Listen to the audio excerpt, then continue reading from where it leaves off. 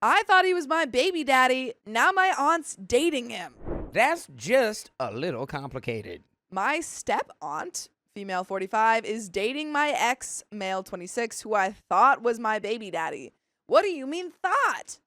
I, female 29, had the definition of a failed hot girl summer. 4 years ago, I meet my ex. He was 22, I was 25. When we meet, I was living with a different ex because he wouldn't move out no matter how much I tried.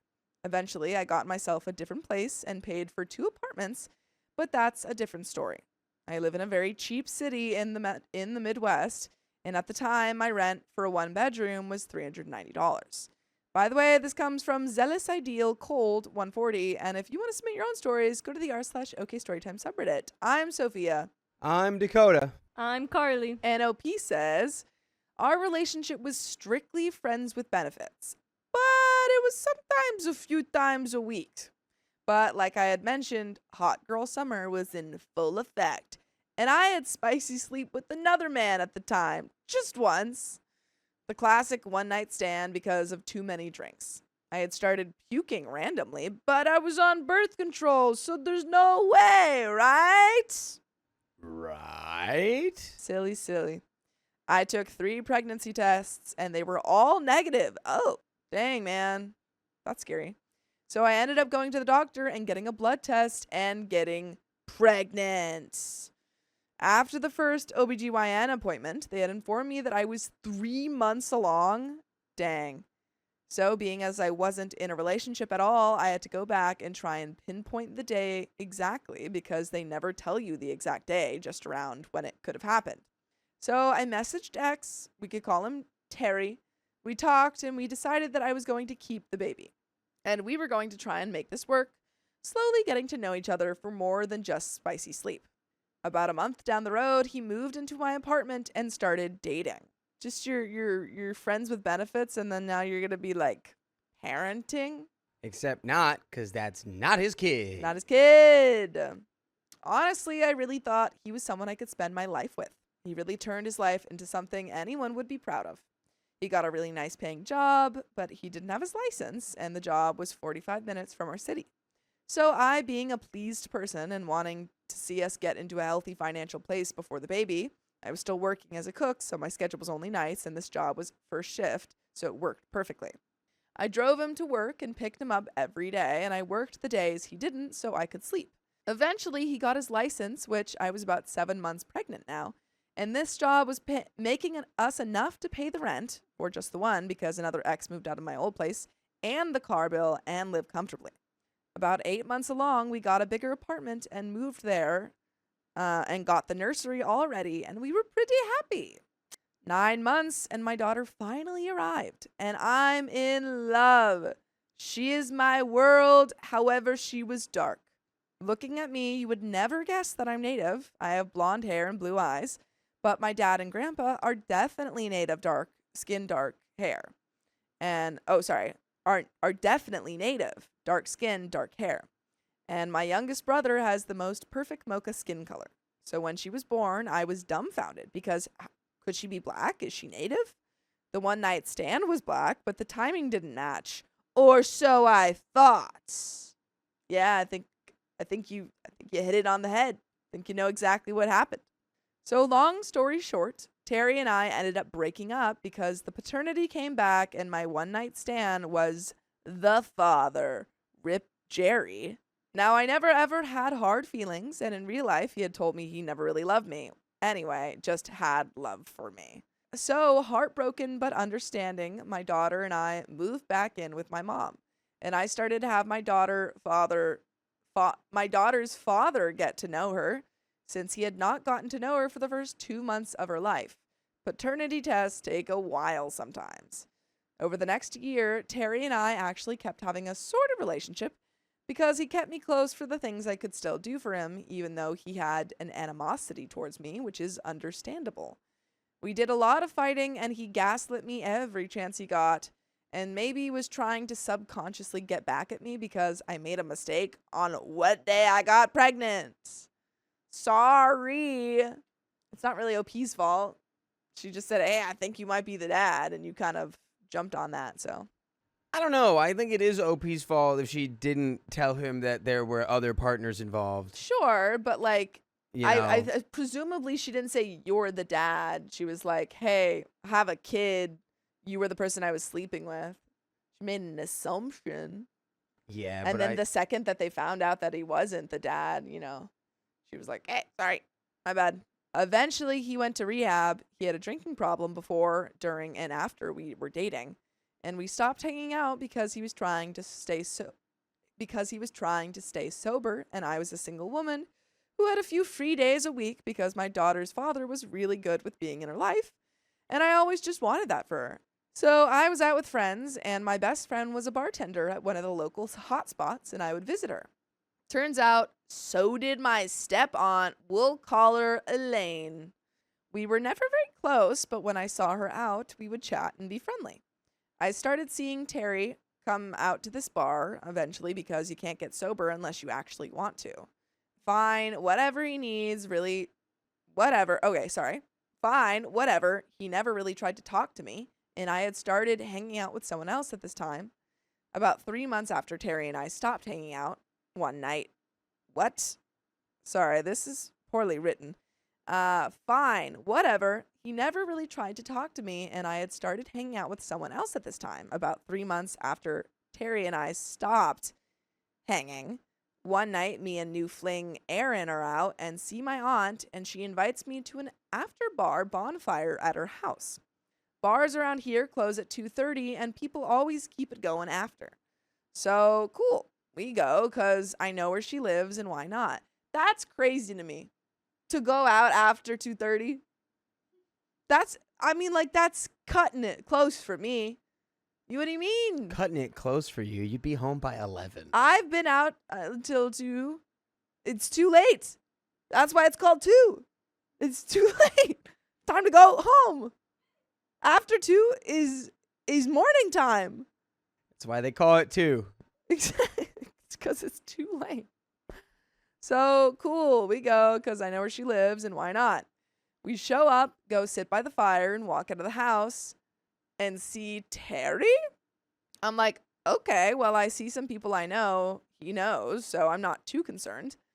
A few weeks have gone by, and I see her pull up to the bar, and he's in her front seat. Maybe they carpool. Did we think about that? Or maybe he's got a job there. Did we think about that? Maybe he's trying to make sobriety really hard by working at a bar. I don't know.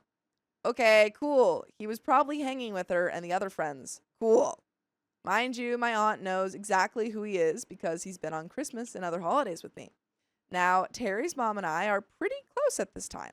Her and I had spent a lot of time together when I was pregnant because she was a stay-at-home mom for her niece whose parents were addicts, and I would invite her to lunch because she happens to live right above Terry in our old apartment, so she knows what's going on. I ask her if they're seeing each other, and she just gives me a look. Well, she went, well, let's just say I didn't react the right way. Showed up at his house, demanded all of my things I left behind, TV, air conditioner, and some pots and pans. Things I let him use because we were friends. I sent her a message letting her know that she was no longer family to me. No one on that side of my family sees it as wrong, as they say I should get over it. But there's some details I've left out from this post. And from telling them because I'm not ready to face the reality of what happened. But it's now been 2 years, and it still makes me uncomfortable seeing them anywhere. Am I the a-hole for going no/low contact with my step-aunt and most of that side of the family because they see nothing wrong with their dating? By the way, I see nothing wrong with you guys listening to full episodes with stories just like this. Just go to Spotify, Apple Podcasts, or iHeartRadio and search up OK Storytime. But there is a little bit left to this story. Do you have any final thoughts? You're kind of the a-hole? A little bit. I kind of agree. Like, To tell you your even aunt said to there at the end, never- you're like, and I haven't said certain Yeah, things you because I'm didn't tell not them ready to everything. face reality. And it's like, yeah, you're moving like you're not operating in reality. Because the reality is you're having a hot girl summer. And Yeah. you thought this guy was Your the entire father of your relationship, child. yeah. And it really feels like you did not tell him. I don't know if he assumed you were exclusive. I don't know what. I don't know what's going on there. But you did this other thing with this other guy. And Well, it really feels like he was, She said that he never, like, when they first started seeing each other, it was just friends with benefits thing, like very occasionally. That's what she said. So it doesn't seem like it was at all exclusive. I thought And it was then- that it was friends with benefits, but then also we're hanging out all the time. I don't think it wasn't. I think she made it seem like it wasn't at all like a relationship or anything. Regardless, But I agree. It seems like she's putting a lot of weight onto this relationship that was purely circumstantial. Like he got Yeah. into it because he thought that this kid was his. right? And then And your now he's step aunt, dating your step aunt. which is like, what even is it? So the aunt, Her stepmom's or step parents' sister. yeah, that's like a tenuous connection at best. Yeah, that's not even. it's It's not your aunt. It's not your mom. It's not Yeah. your sister. It's not even your aunt. It's your step aunt. I feel like if you think that like the other information that you have would change people's minds, then I think it's a little bit unfair to be like, why don't they agree with me when you haven't given them all of the information? Yeah. That's where I'm at. I feel like you just never had like an actual, like this isn't it's an ex, but there's just a lot of circumstances going on that make it a little bit more complicated. Yeah. I would say be wary of the hot girl summer. It Yeah. might end up with you having a baby. And also, Or just use protection when you have hot girl summer. when if you don't want use baby. birth control and you miss 1 day of the birth control, guess what? It's no Baby. longer effective. Baby. So being like, oh, I only missed 1 day. Yikes. That's 1 day. 1 day is all it takes. And that's coming from Dakota, lady doctor. I know how birth control works. I'm obsessed with not having one. Birth control? Well, a baby. Okay, I'm confused. Is it because she's older that you're upset, or because it's a step aunt who isn't really related to you? Yes, he's probably dating her to irritate you, and it was successful. But I'm probably the only one who's going to call you out for this. You got into a relationship with this person and were about to say he's the baby daddy when you weren't sure who it was. You are the a-hole for that. You should have stayed single and sorted out your messiness before trying a relationship. I don't think more backstory about the relationship between you and Terry is needed, but maybe the aunt part because it's kind of glazed over, and it could be because you're upset. OP says, I'll only say I'll provide more because I tried to condense it to not be so long, but like there's a lot of things that went on in the time frame of being together while I was pregnant and after when we were still hanging out. I think I made it sound like it was all fast moving, but I didn't start dating Aaron.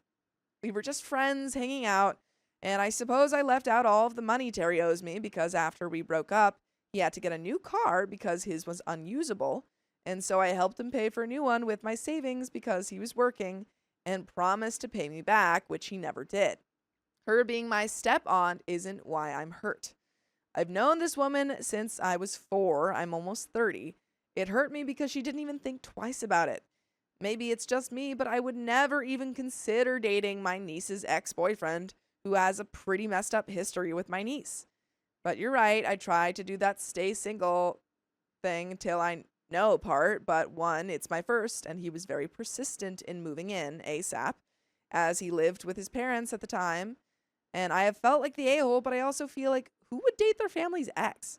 Unless they don't see me as family, which is all right, each to their own, but maybe I'm the a-hole. Commenter, Bookish Cat Lady says, I'm a little confused by it all, but I don't see what the problem is. You were sleeping around and got pregnant. Thought it might be Terry's, so he was willing to make a go of it for the baby. Turns out baby wasn't his and you broke up. It also sounds like you moved on pretty quickly and there wasn't really love or anything between you in the first place, but now you're upset he moved on? I don't really understand what his relationship going forward has to do with you. And you said you're not close to your step-aunt, so what does it matter? Okay, so they're not close. She's just known her for a while? I really, it feels like OP has made a lot of that to try to make it sound like justified in her being upset. But I feel like I don't know where the level of like upsetness is coming from. I feel like she's not over this guy.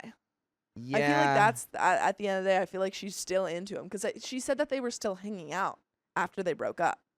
So I feel like she had maybe hopes that they would get back together. Yeah.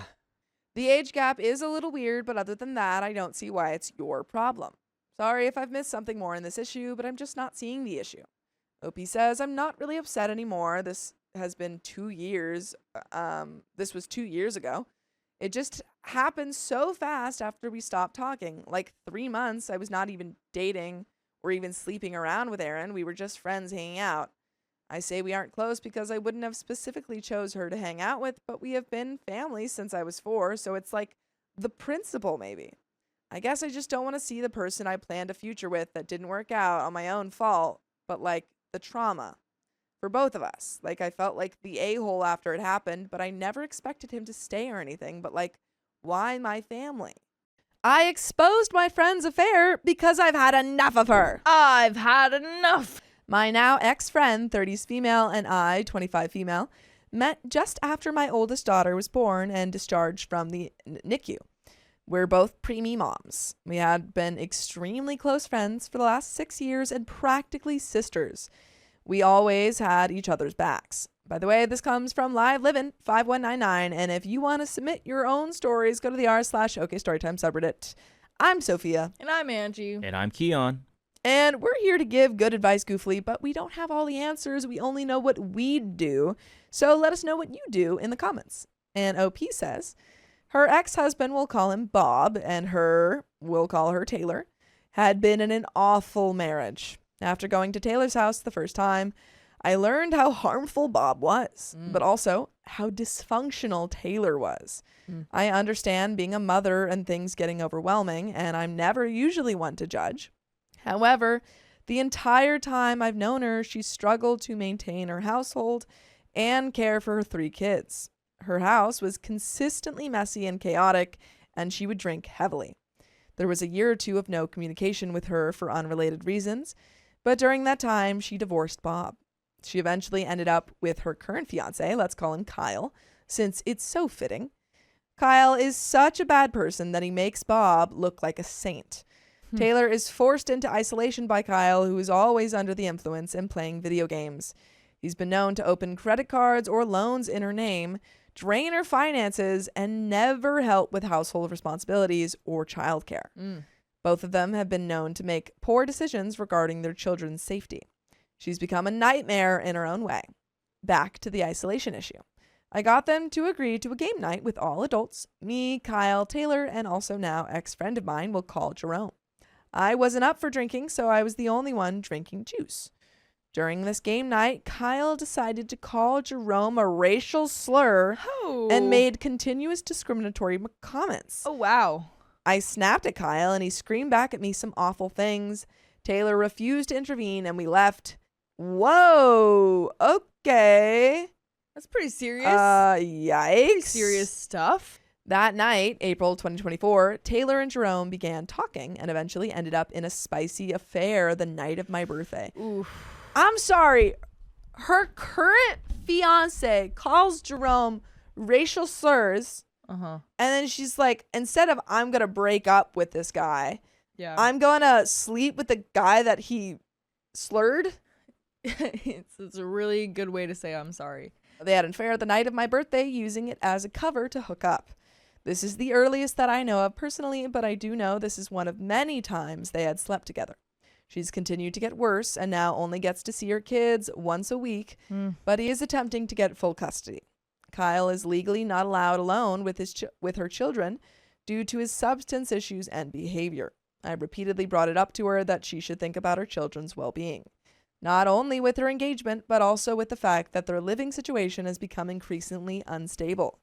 The children's living conditions have gotten progressively worse, with inadequate sleeping arrangements and very few belongings. If they try keeping their few toys neat, they'll be accused of making a mess, and the toys will be thrown away for good. Taylor used to work at the same school where I substituted, and I learned she was fired after an incident with a special education child involving inappropriate behavior. She is now not allowed to work with or be around children either. What? Wow. So Taylor is awful. Yeah. Her fiance is awful. Yeah. She's cheating with Jerome. Why are we friends with these people? There's a lot going on here. I'm sorry, if someone gets fired for inappropriate behavior with a kid, I'm like, I can't be friends with you. Yeah. She is now not allowed to work with or be around children either. There's so much more to unpack, but I'm trying to keep this brief. However, yes, reports were made by many people who've witnessed their own sides to these things, But nothing was done. Our CPS agency is known for not helping. Now to the main issue. I've made it abundantly clear more times than I can count that with her affair and with how dysfunctional their relationship is, she should not be with Kyle. She considered leaving many times, and as someone who understands difficult relationships myself, I gave her the benefit of the doubt with her hesitation. I eventually realized that this was no longer about being stuck in a bad situation. This was how she was from the start, and I had been blind to it out of optimism. My partner and I ended up having to move to a place that didn't allow pets, and it was an emergency situation. We found close friends to have our pets go to where we knew they would be safe, cared for, loved, and would thrive. We get updates every day and are still actively part of our fur babies' lives. Despite this, I got a message in the middle of the night when Taylor thought I was asleep. Roughly a week prior to this message, she was having an indirect tantrum about me being pregnant again.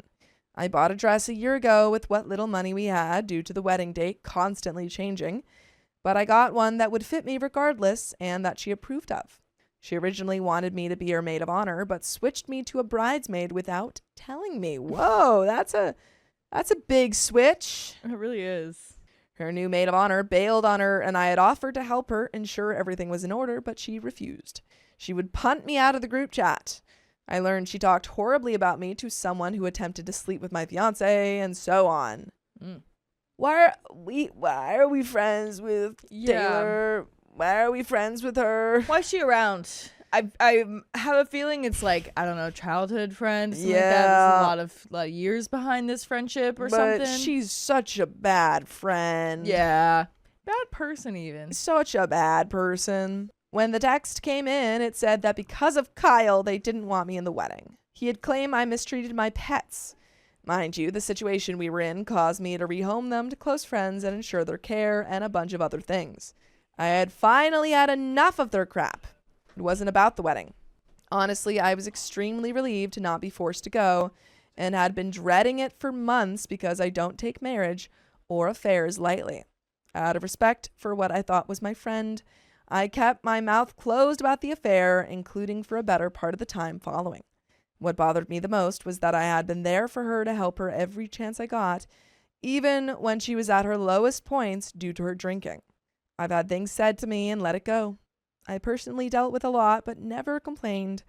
Being tossed to the side is one thing, but being accused of something horrible is another. My reaction in that moment was to snap back about how they treat their household, her kids, their relationship, and tell her she better tell him about the affair then. It's not my proudest moment, but I'm pregnant and pissed. I took a month since then to collect myself and ended up deciding to do something. I reached out to Bob and his sister about everything the kids have been going through and warned them about what course she planned to take. I did this under an alias for my own family's protection, but sent over some proof. A few weeks later now, I got a reminder on my phone of their wedding coming up and ignored it. I went onto Facebook to doom scroll and saw my old post of when they were first hooking up. To my knowledge, I basically said enough was enough. As much as I absolutely hate Kyle, he never cheated on Taylor and deserved to know.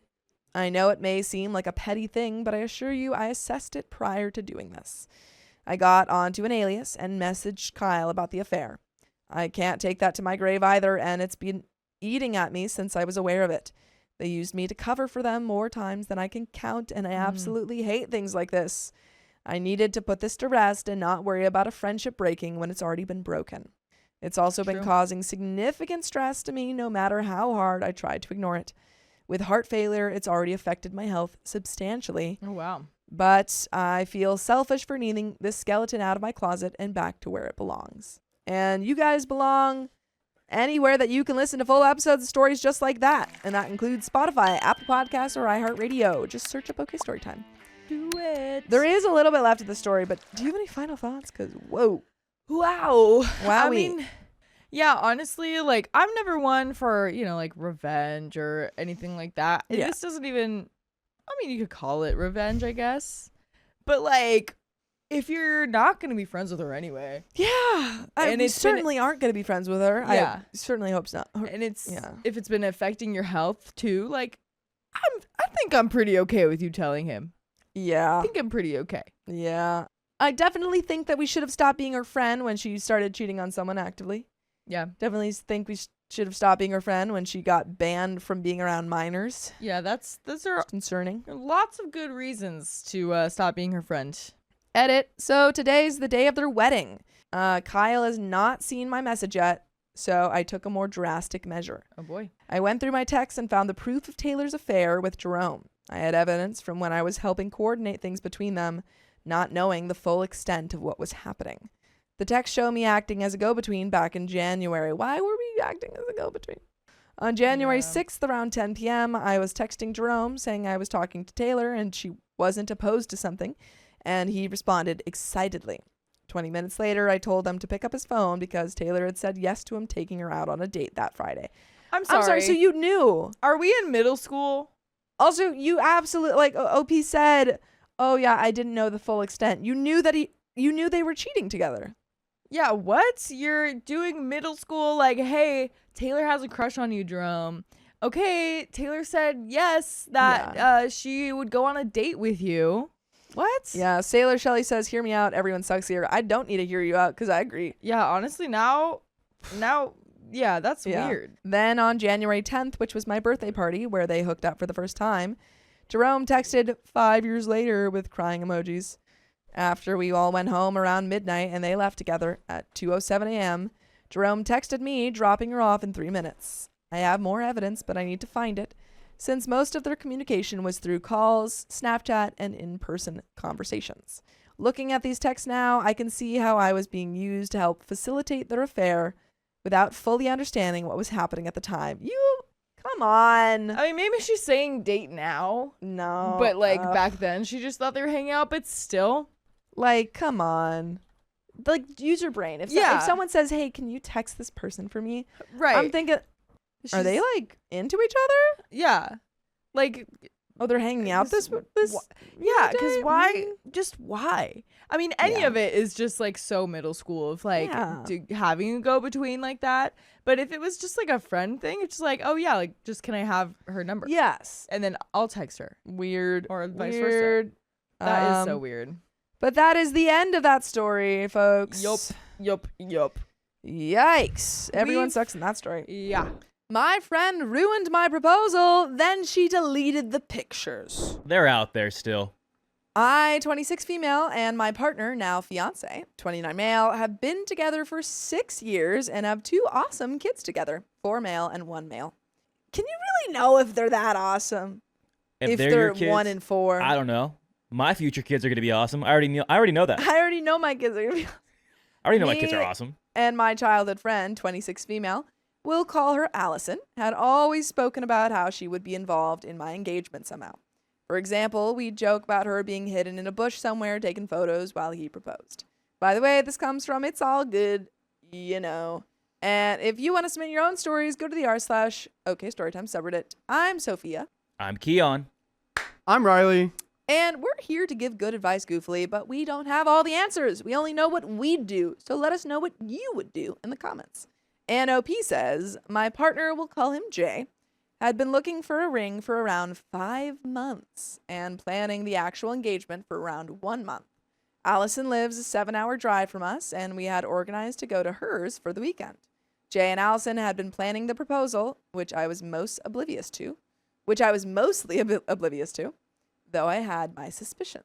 I was told on the night to be ready for 5:30, as the table was booked for 6. So I was ready for 5:40, and we set off, getting there on time. Allison had set off about 10 to 15 minutes before me, Jay and the kids. We got to the restaurant, and after a while, I went outside with our 4-year-old to play hide and seek.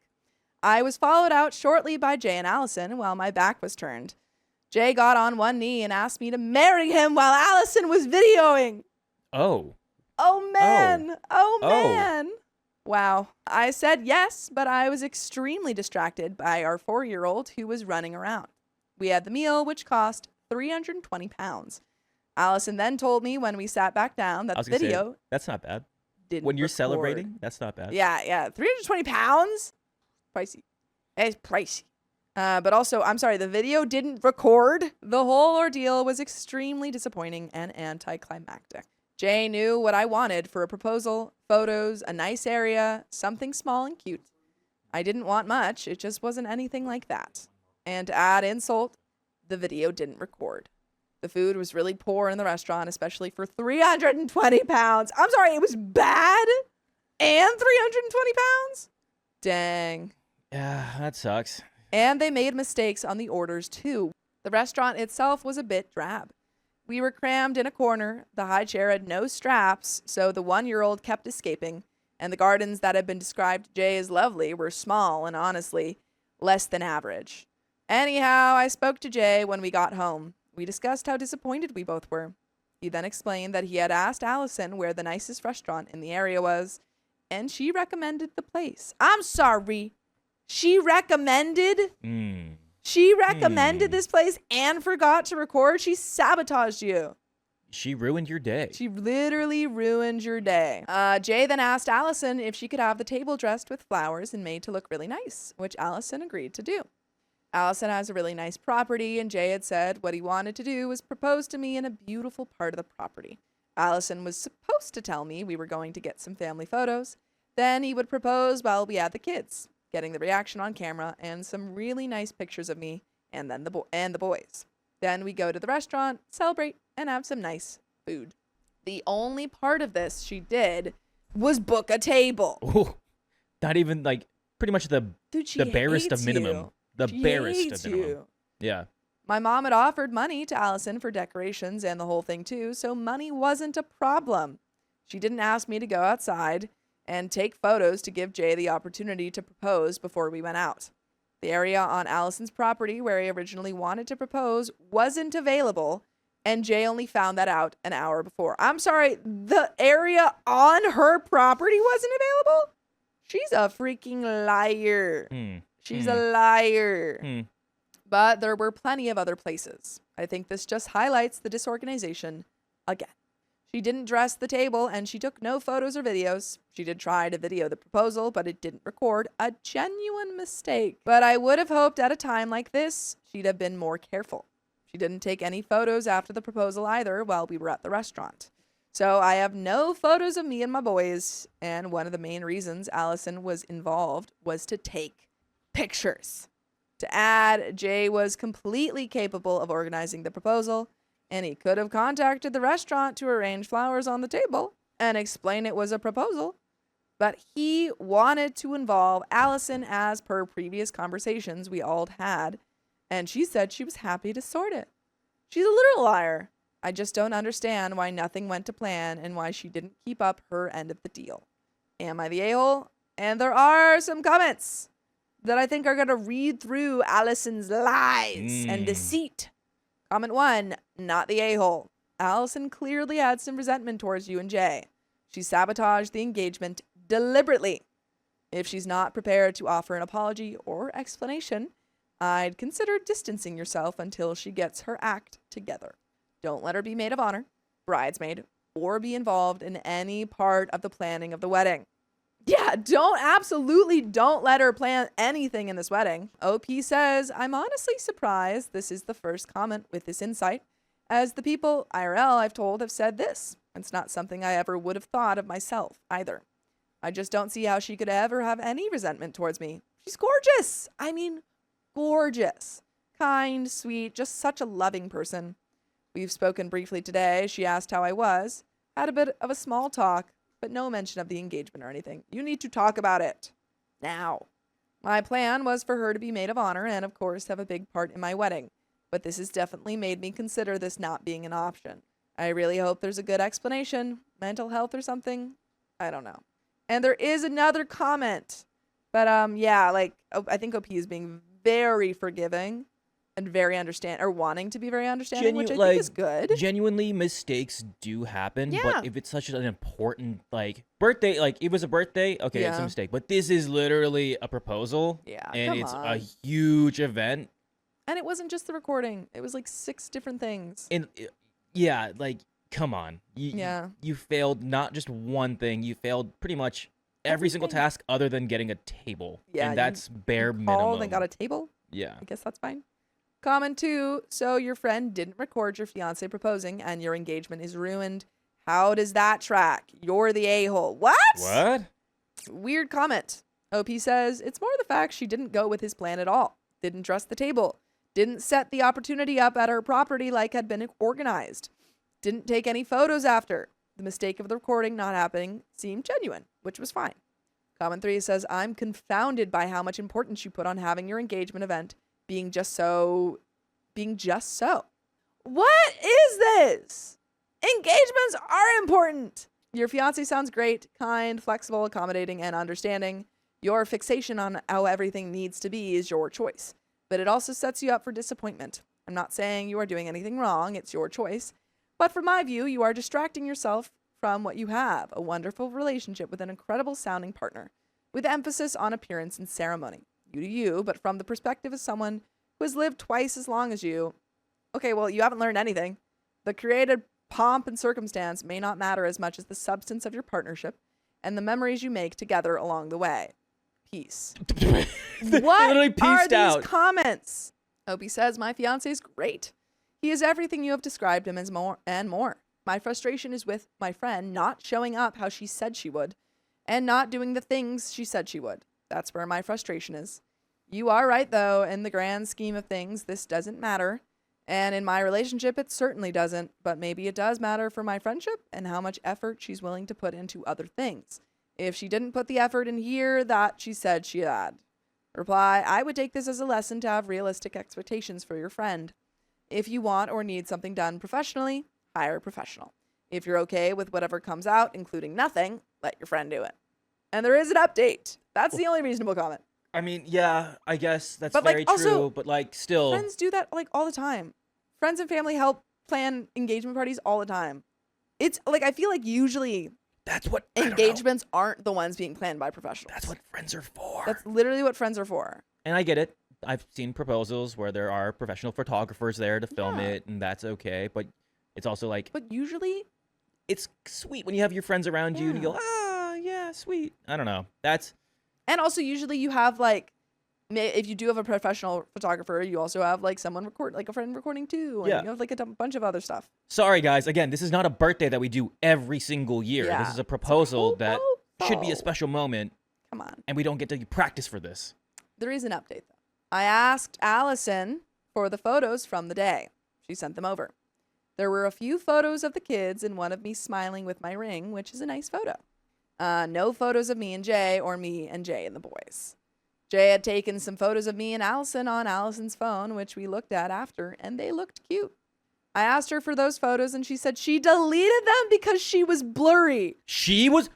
First of all, why are there photos of you? Yeah, there should be a couple, but it's not about you. What? She wasn't. I'd seen the photos. She said she'd check her recently deleted, but they weren't in there.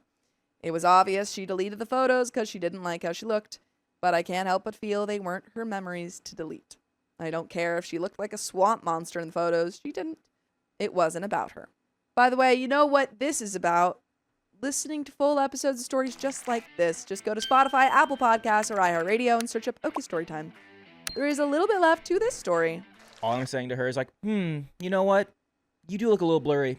I guess you won't be appearing in any of our wedding photos. Yeah. You're not going to be in the wedding at all. Bye. Yeah, that's crazy.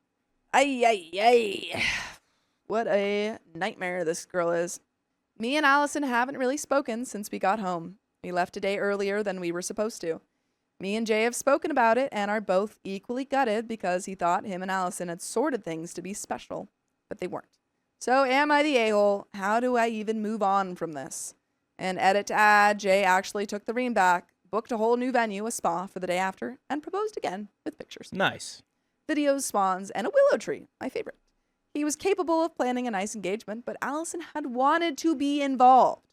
I adore Allison.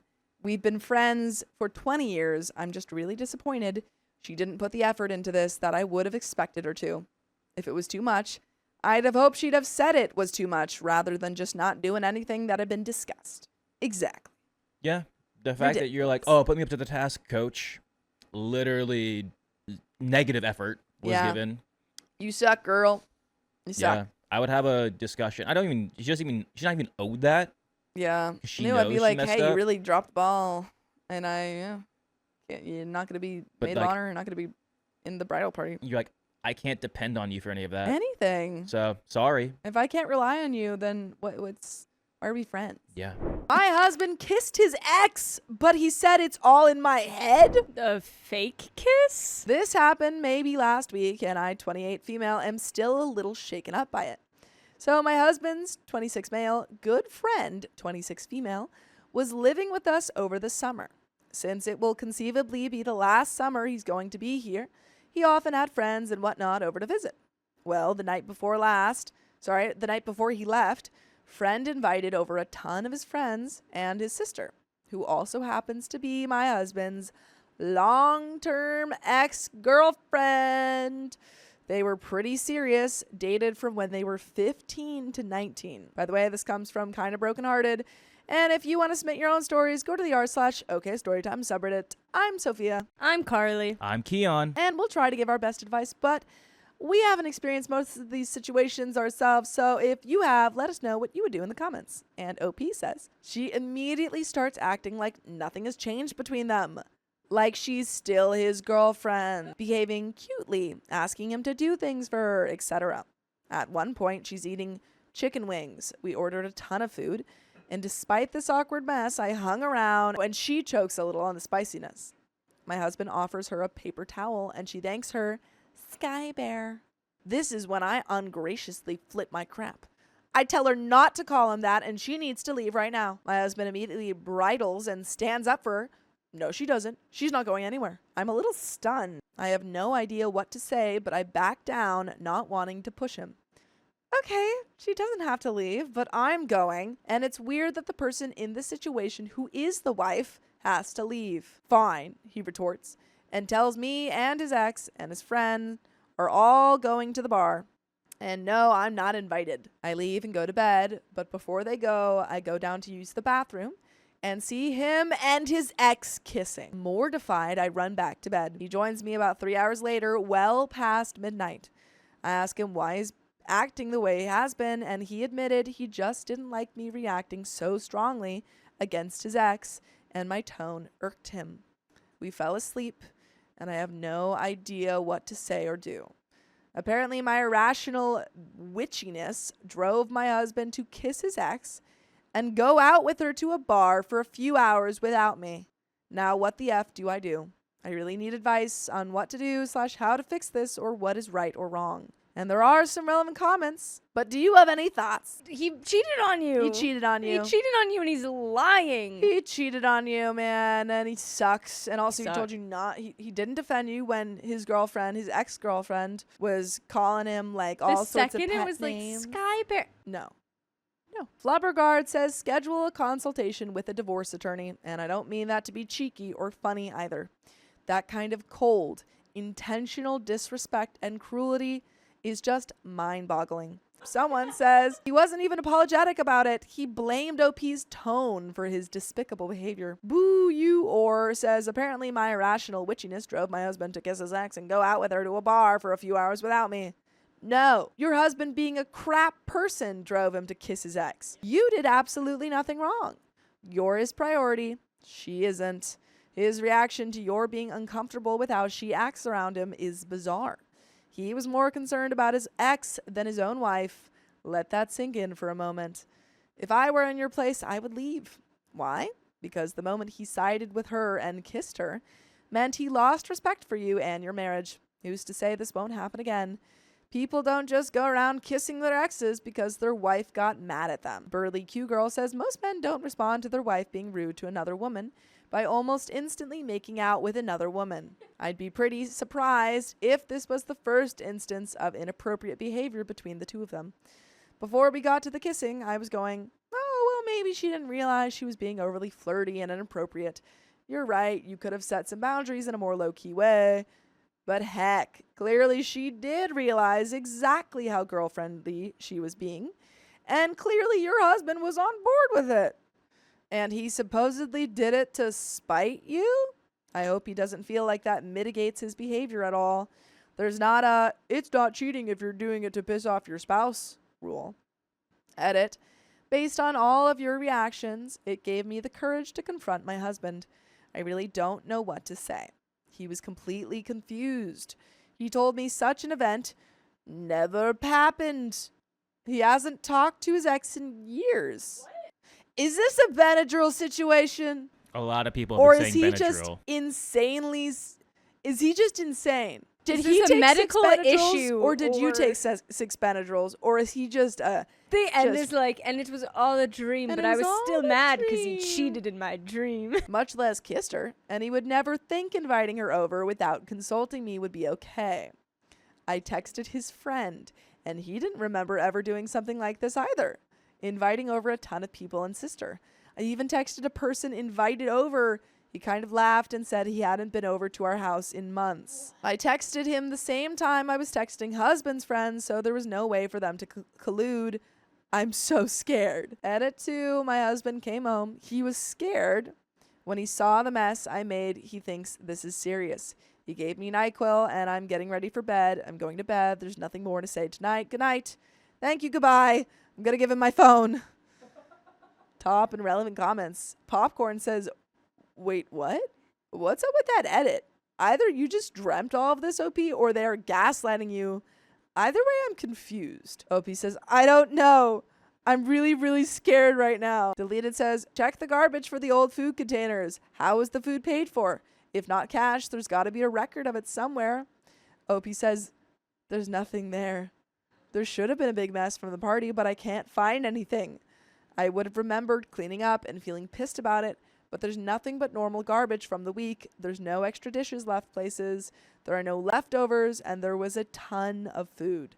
Like 3 pizzas and 5 boxes of wings, plus someone brought Chinese. And there was a ton of soda, and now I can't find any of it. The paper towels aren't even out of place. They're full, just like I left them. Oh, Jesus, No, I'm so he would effing have had to scared go right through now. way too much. I think Opie needs to go to the doctor. Swear to God, I'm not effing crazy. I really am not. Mother of a Mouse says, so since nobody's responding to the update, which shocked me more than the initial post, can you give a bit more insight on this? Would you say that you dreamed this event or like really lived it? Is there a history of mental illness? Did anything like this ever happen to you or someone from your family? OP says, I may have dreamed it since I can't remember my husband's friends mentioning inviting anyone over before the event, like asking us if it was okay, which he always did before, especially his sister, who has never come over before, or the one particular friend I texted because my husband and I don't get along with him. This sort of thing used to happen to my grandmother. I don't want it to happen to me. I don't want to tell my husband. It was probably all just a dream. No, you would know. Dreams are, you know when you dreamt something. But if you're having like a sort of like new mental health thing taking place, you wouldn't know. Well, that's what I think that she's having. I think It she's could. trying. I mean, yeah. I think guess the I was point saying is, it yeah. could have happened during a dream Yes, still, yes. but I think that she is trying to explain this away as just a dream. I think if you have a history of this, like in your family, then we got to go to psychiatrist, doctor. Yeah. And then also, what I also see a lot of people saying in the chat, why did he give her NyQuil again? Because he gave her NyQuil that night and was like, just go to sleep. Which, again, I don't think at this point that he's doing anything, but NyQuil could have enhanced something that was Yeah. already starting. I mean, if you are, she could be you hoagie can have down on triggers to NyQuil. things, yeah. I think I will ask my husband's friend's girlfriend. She wasn't here, but he may have mentioned it to her. An update. Hey guys, great update. First, thank you all for your outpouring of love and support. I got on this morning and was overwhelmed by all your love, help, and compassion. You guys give me hope for humanity. And thanks to the a-hole who told me I was a crazy drama witch that my husband should dump and get a restraining order. So yesterday morning, my husband took me to the doctors who asked me a lot of the questions you guys did. No, I didn't hit my head recently. No, I don't take recreational drugs. However, I have been feeling ill lately. So the night I had the dream and hallucinations, I had taken NyQuil and Benadryl to help me sleep and not drown in my own snot. Oh, and I also had a few hot toddies, so booze. Apparently, Benadryl has been known to cause weird reactions in perfectly normal people, such as vivid hallucinations or waking dreams. So instead of scheduling expensive tests, we chalked it up to weird substance interactions, was told to come back if something similar happened, and to get a god dang PCP. Husband took me home and I slept. By the way, while I was freaking out and still hopped up on substances, I did check the call records and his ex's number wasn't on the call or text list. By the way, you should join the list of people who listen to full episodes of stories just like this. Just go to Spotify, Apple Podcasts, or iHeartRadio and search up OK Storytime. There is a little bit left of this, but yep, OP Hoagie down. The fact that we had 2 stories. Two where Hoagie someone down Hoagie stories? down from Benadryl. Yeah, I also think it's funny that she had such a, because our other Hoagie down story was just weird. Yeah. And it was like, what's going on? What? And this one, it was like, no, It was I dreamt vivid. that my husband invited his ex-girlfriend and then she started being all flirty and they kissed. At least this OP realized it after one instance. Yeah. Wow. I mean, yeah. Wow. It was just so reasonable of a dream. Do you guys Yeah. want to give a quick TLDR on what Hoagie Down that story is? Just a little bit, because some people are very confused. For on it. anyone wondering, we read a story where a guy started, his wife kept saying to him every morning, she would go up to him and say, or she would leave a note. She would ignore him. And then she would say There'd be in a a note note, somewhere. it's getting cold out, you better Hoagie down. In the lunch, in his In lunchbox. his lunch, or on the door Yeah. eventually. And he kept questioning her, and she was And like, was I like, don't know what she's you're talking acting about. so weird. And she kept saying that she wasn't doing any of this. And then we found out later that he was. Well, first we found out that he was taking 6 Benadryl every night day, because they had every night. cats. And then we found out that no, he wasn't taking 6 Benadryl. He was mistakenly taking 6 Seroquel, which is 'Cause a they were in the same antipsychotic bottle. medicine. But there is a little bit left. Edit. Yeah, guys, in retrospect, mixing 2 kinds of substances that apparently never knew this, and thanks for telling me, because I wouldn't have known, do the same thing was real dang stupid. But I won't do it again. Also, probably never taking acetaminophen either, judging from some of your comments. Or booze. Also, I'm actually really relieved I'm not alone in the whole mind trip thing. I'm sorry for anyone who experienced what I did and doubt their own reality. And Hank Hill says, I've used Benadryl as a sleep aid and have had some crazy dreams. I think even sleptwalked a couple times. I've also heard that if you take a high enough dose, you can see some crazy crap while awake, but nothing that you'd want to see. And OP says, I also sleepwalk just in general. About a week ago, I woke up in my car about halfway to work. Okay, so maybe some Yeah, I better think you need locks to- on the door. Locks? Keys locked somewhere that you don't know about, Why did, maybe. I'm sorry, why did OP say that so nonchalantly? So casually. Driving while asleep? If I ever sleep drive, we're going to have a problem. I was having a dream. One of my charges was passing away. I work with animals, and I had to go save her and give her medication. Motorone says, I know it's a happy update, but please realize you got lucky. Maybe make sure to stay off the booze when you take substances of any kind, and don't take substances after you've been drinking. It turned out fine this time, but you could have effed up a lot of crap by doing this. Coltulu says, my husband once had a very bad allergic reaction, like throat closing up bad. I gave him 3 Benadryl, and then we went to the ER where they gave him IV Benadryl. He became very paranoid and angry with me. Remembered conversations that didn't happen. Heard voices calling his name in empty rooms. Looking back now, it's quite funny. At the time, not so much. Anyway, even over-the-counter meds can be dangerous. Please be safe out there. And that's the end of that story, folks. My friend ruined my and my girlfriend's name. Now I want to expose him. Do it. I'll allow it. And trigger warning here, there are mentions of drug use. So let me start with how me and my ex-best friend, 31 male, met. For anonymity purposes, we will call him Kevin. In April of this year, before I met my girlfriend, I went to a camping music festival with my close friend group. My friend group introduced me to Kevin and his friend group. Kevin was an incredible person at the time. He had a lot of attitude, but he never directed it at me or our friend group. We connected heavily at the festival. We both shared some of our traumas and became really close friends in a short amount of time. By the way, this comes from Away Concentrate 5735, and if you want to submit your own stories, go to the r/OKStorytime subreddit. And I'm Angie. And I'm Keon. And we don't have all the answers. We're just going to guess what we would do in this situation, but if you would do anything differently, let us know in the comments. So, OP says, after the festival, we would play video games regularly as he lived 2 hours away from me. Our friendship was solidified at another music festival where 3 of us in that group really became close. everything started to change when I met my girlfriend at a music event in June. We hit it off incredibly well. We would finish each other's sentences, and everything felt like home with her. I haven't felt like this in over 2 years. And for context, I had tried to date quite a bit in those 2 years, but always ended up in very toxic relationships that left me broken and hurt. So much so that Kevin and others from the friend group, Janet included, started a group chat so that I could vet the people that I was talking to because I was not good at picking good partners.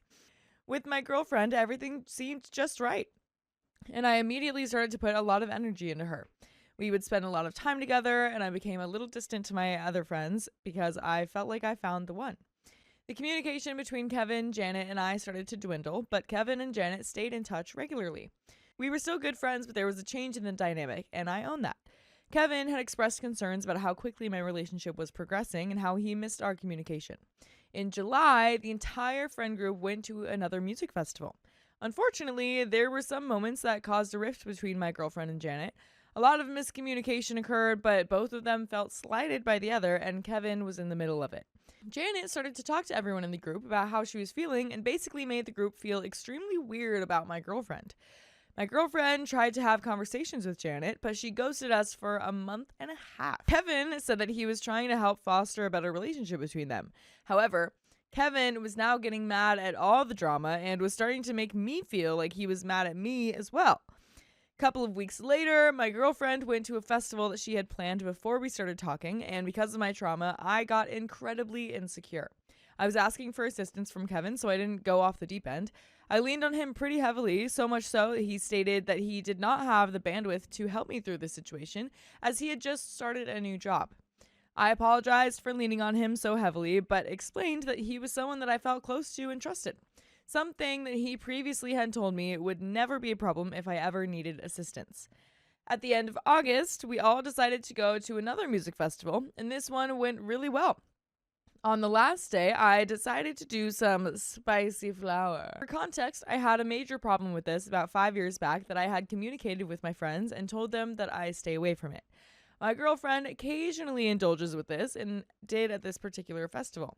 I wanted to give it a shot and see if it still had a vice grip over me. After the festival was over, Kevin asked if he could get a ride with us to a little after party at one of our friends' house. The spicy flower continued, and I got into a pretty anxious headspace and wanted to leave around 5 to 6 a.m. We got in the car and started to drive home. We also had my girlfriend's best friend in the car. I was completely exhausted, and the drive home was well over an hour. As we got closer, my girlfriend started to get tired and asked if we could drive back to her house and if everyone could get an Uber back home.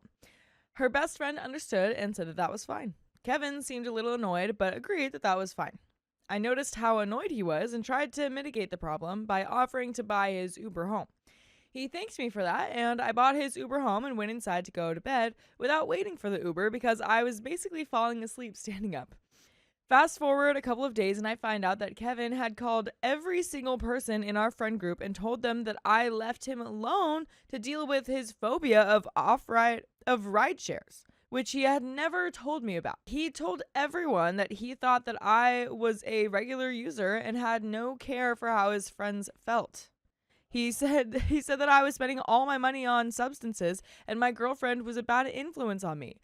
Oh my gosh. Mind you, I tried it the one time, decided I didn't like the way I felt, and swore it off again. I didn't find this out from him. I found this out from a couple of close friends inside the group, which hurt because previously we had spoken about being upfront with each other. Finally, we go to a camping music festival that we had been planning for months. Kevin, Janet, another one of our friends, and I had pitched in together to get a camping spot, but I decided to back out because I wanted to stay with my girlfriend. I'm sorry. Aren't you guys tired? I know. How do you I'm guys tired from keep doing this? I get it. People do it, but like, where are you located? Where you're going to a music festival seems Right? like every other week. Where do you work to afford all of these music festivals? Where do you get the days off to do this? Yeah, exactly. Before the festival, I asked if my girlfriend would be able to stay at the same campsite with us, Before the festival, I asked if my girlfriend would be able to stay at the same campsite with us, and that ended up being a no. He told me that I would have space at a friend's campsite near our whole group.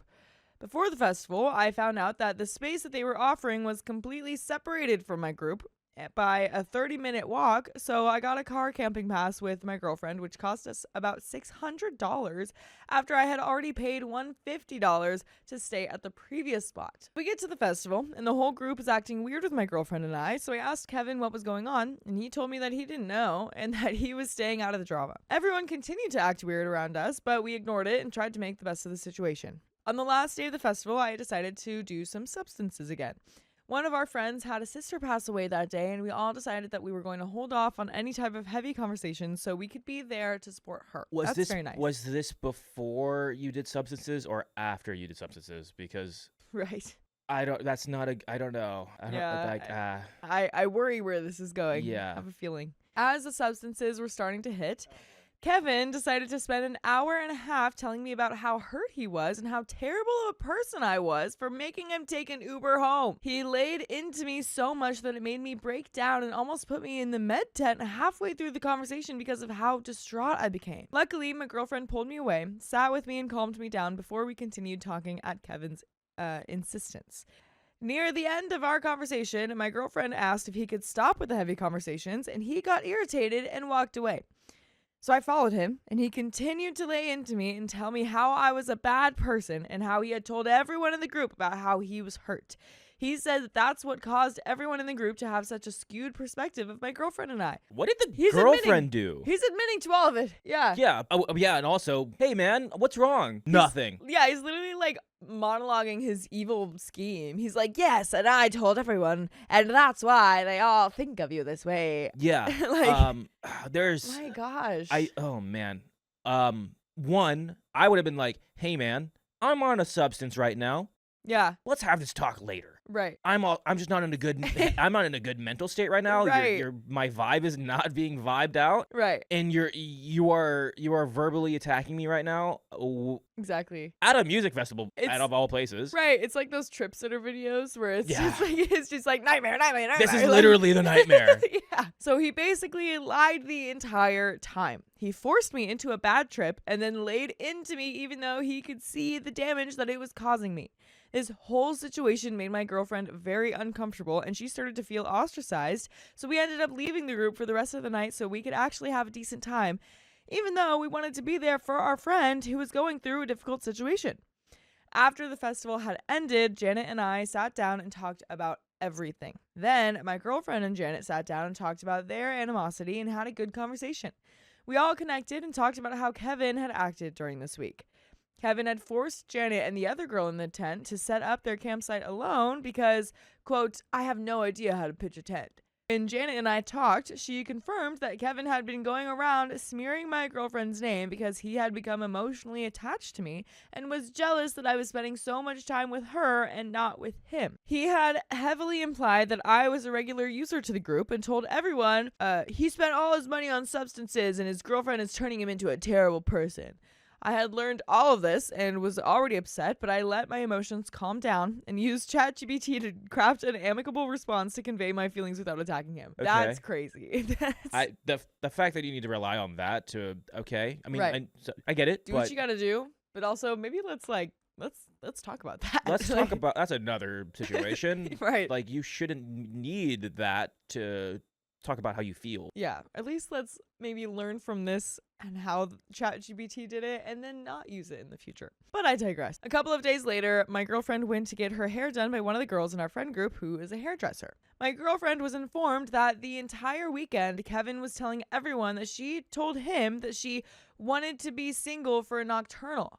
And implying that she was trying to cheat on me. Oh my gosh. But we'll never cheat on you because we'll always have full episodes and stories just like this one on Spotify, iHeartRadio, Apple Podcasts, or whatever your favorite podcast app is. Just search OK Storytime. And there is a little bit more to the story, but that's such a wild rumor to start. Kevin likes to spread rumors. I guess so, but remember at the beginning of the story, yes, the attitude problem. Kevin has problem. tude. See, that really does happen. Like I've had friends where it's just like, well, I mean, I don't really like how they talk to that person, but like they have to figure that out. I feel like I can't really say something, and it's also not directed at me. But then guess what happens a little bit It's- later? It's gonna come to you sooner or later. If you have a friend that treats waiters or like hostesses or just anybody, or relationships. anybody just negatively, where like it's just like that doesn't make any sense, or you shouldn't talk to that person like that. Yeah.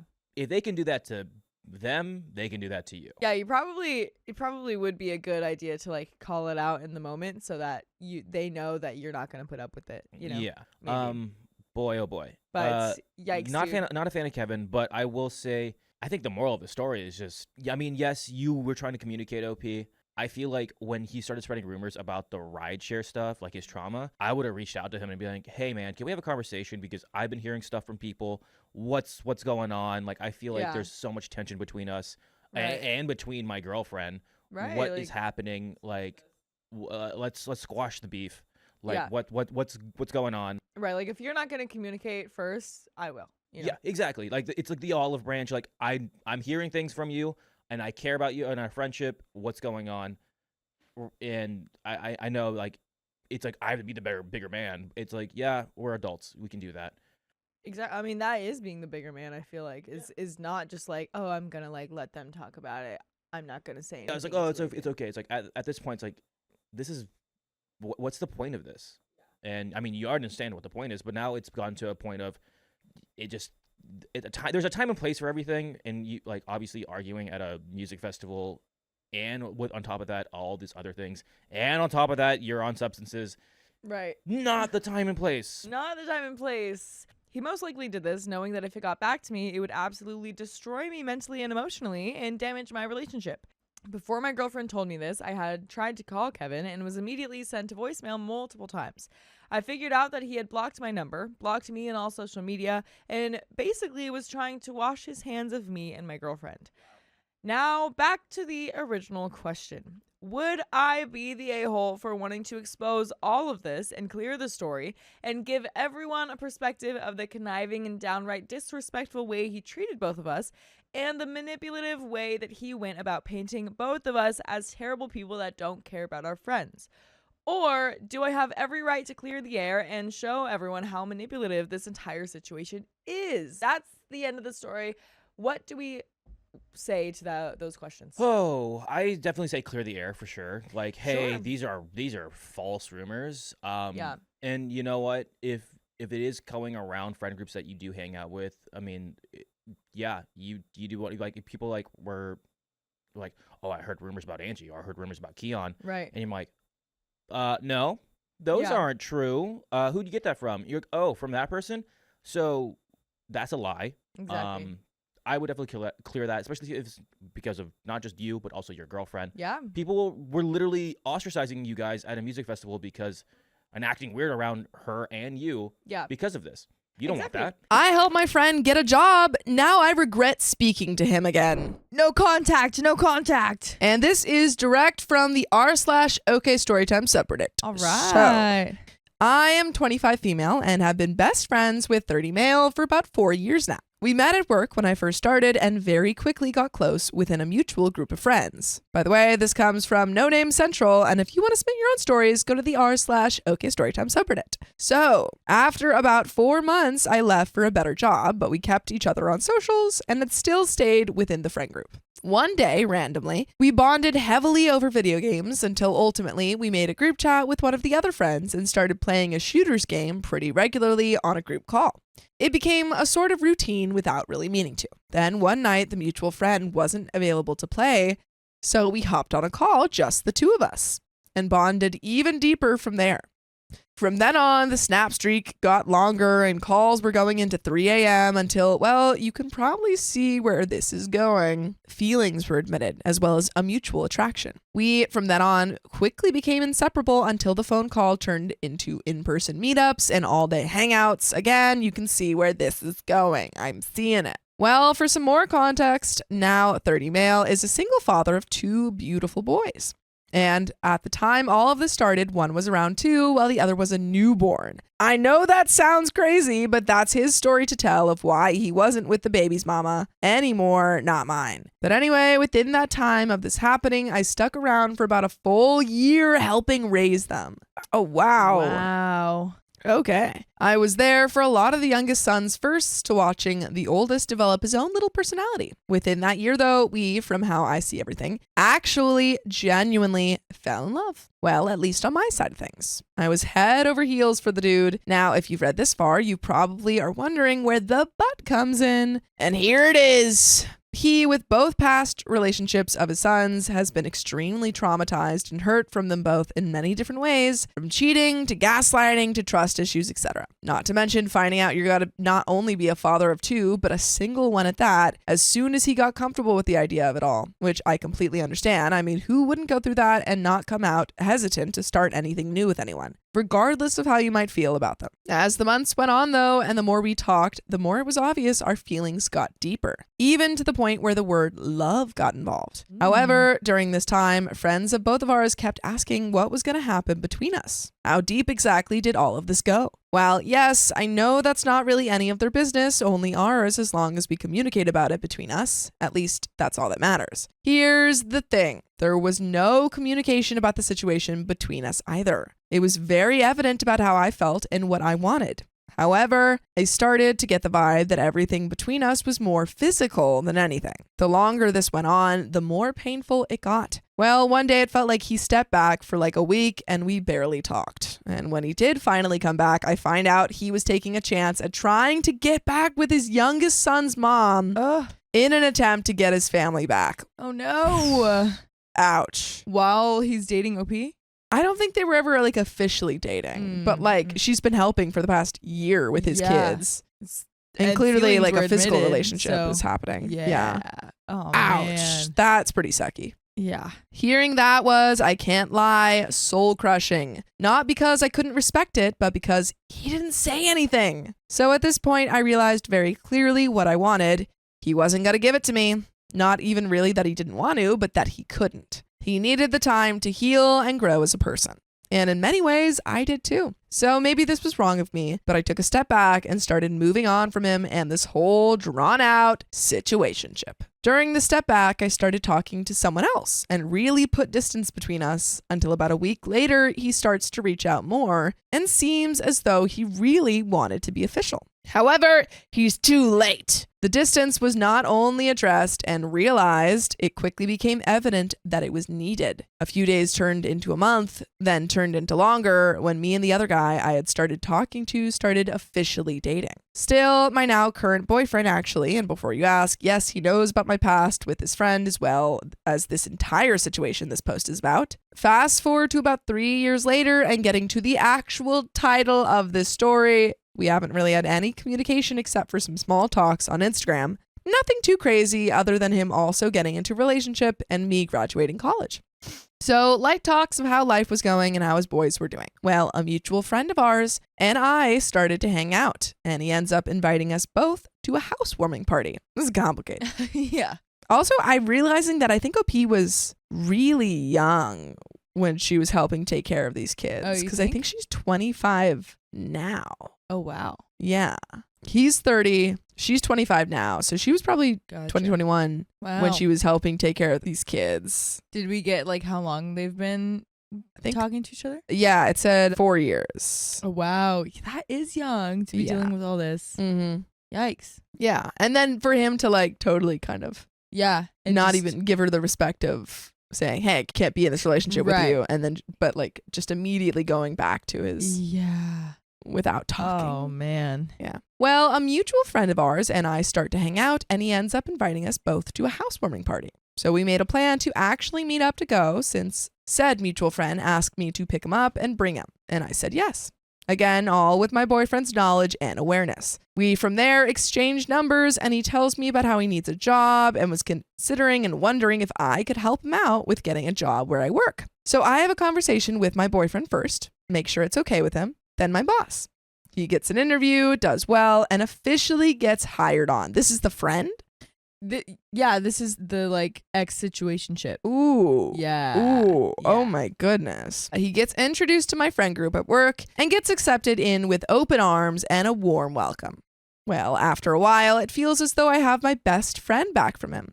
Everything is going smoothly until we have a small disagreement over something at work, aka him showing up an hour and a half late. Also, because I forgot to add this, I'm his boss within the store. I then set a clear boundary of, while yes, I am his best friend outside of the workplace, I am still his boss within it. And he has to realize not only do I have a right to be mad at him for being late, I'm not attacking him by doing so and calling him out for it. He says he understands, and I thought we moved on from there. Well, this being late thing proceeds to happen 4 more times. Not great for OP when she's the one who recommended him, it seems. Yeah, absolutely. That Yeah. definitely is gonna look bad on her part. Yeah, he's like not showing up on time. Yeah. Not cool. With a lame excuse or just straight out not waking up on time because he didn't get to sleep the night before.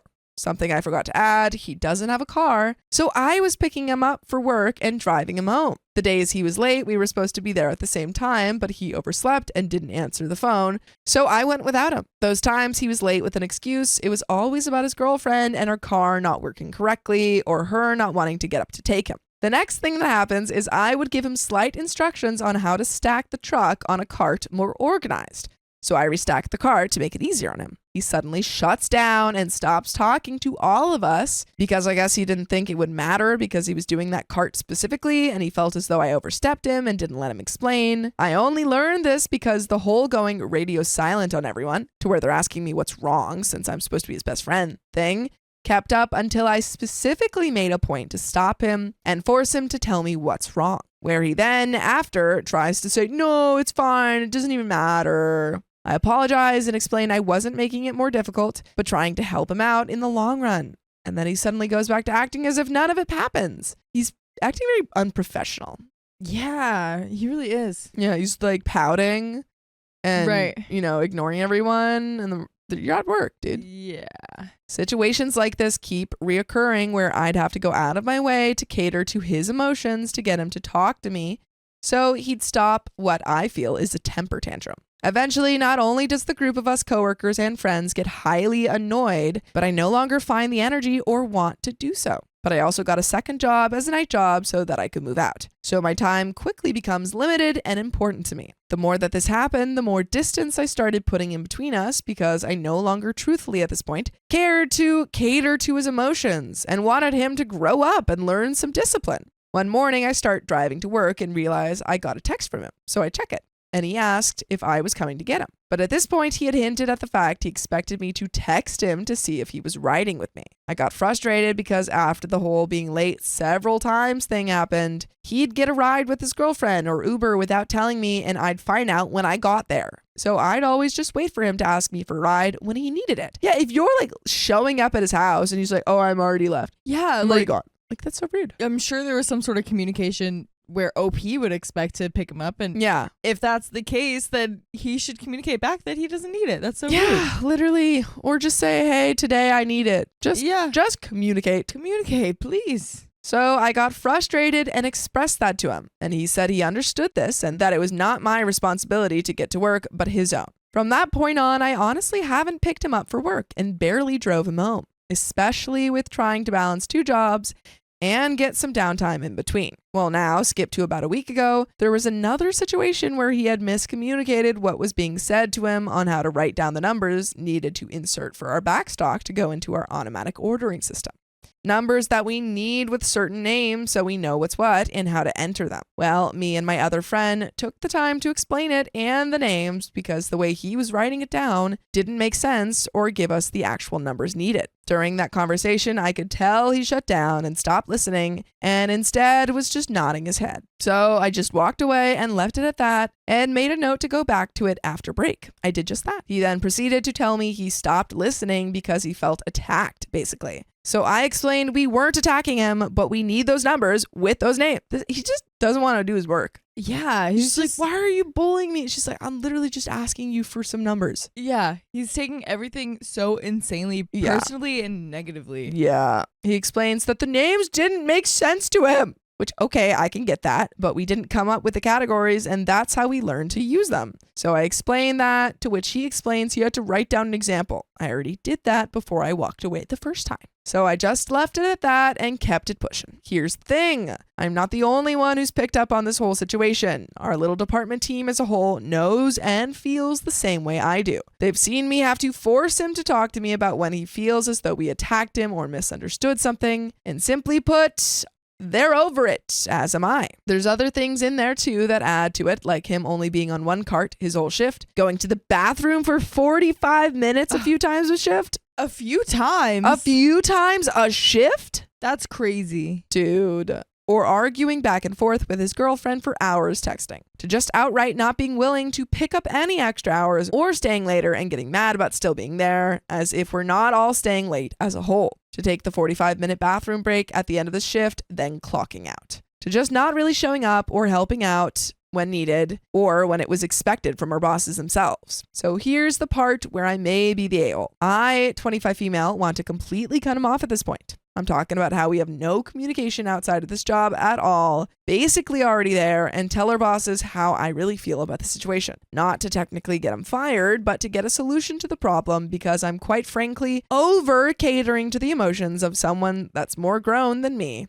But I know they're not going to take a kind approach about it the same way I have and do. And to be frank, he really needs this job. Then he should act like it. Yeah. Sorry, if he really needs this job, then he should actually work. If he loses the job, that's not your fault. Yeah, you can't just give a job to someone who needs it if they're just gonna Be bad at it. Yeah. They have to give you a reason to pay them. Yeah. And yes, I know that's not my problem to figure out, and I do feel as though I've been nice about it. I do actually still really care for the guy on a platonic level. He was and still is supposed to be my best friend. Not to mention his boys are like my boys, and we do have so many memories and mutual friends together, including the coworker friend group. By the way, we've got mutual friends. When you listen to full episodes, stories just like this, just go to Spotify, Apple Podcast, or iHeartRadio and search up OK Storytime. There is a little bit left to the story, but do you have any final thoughts?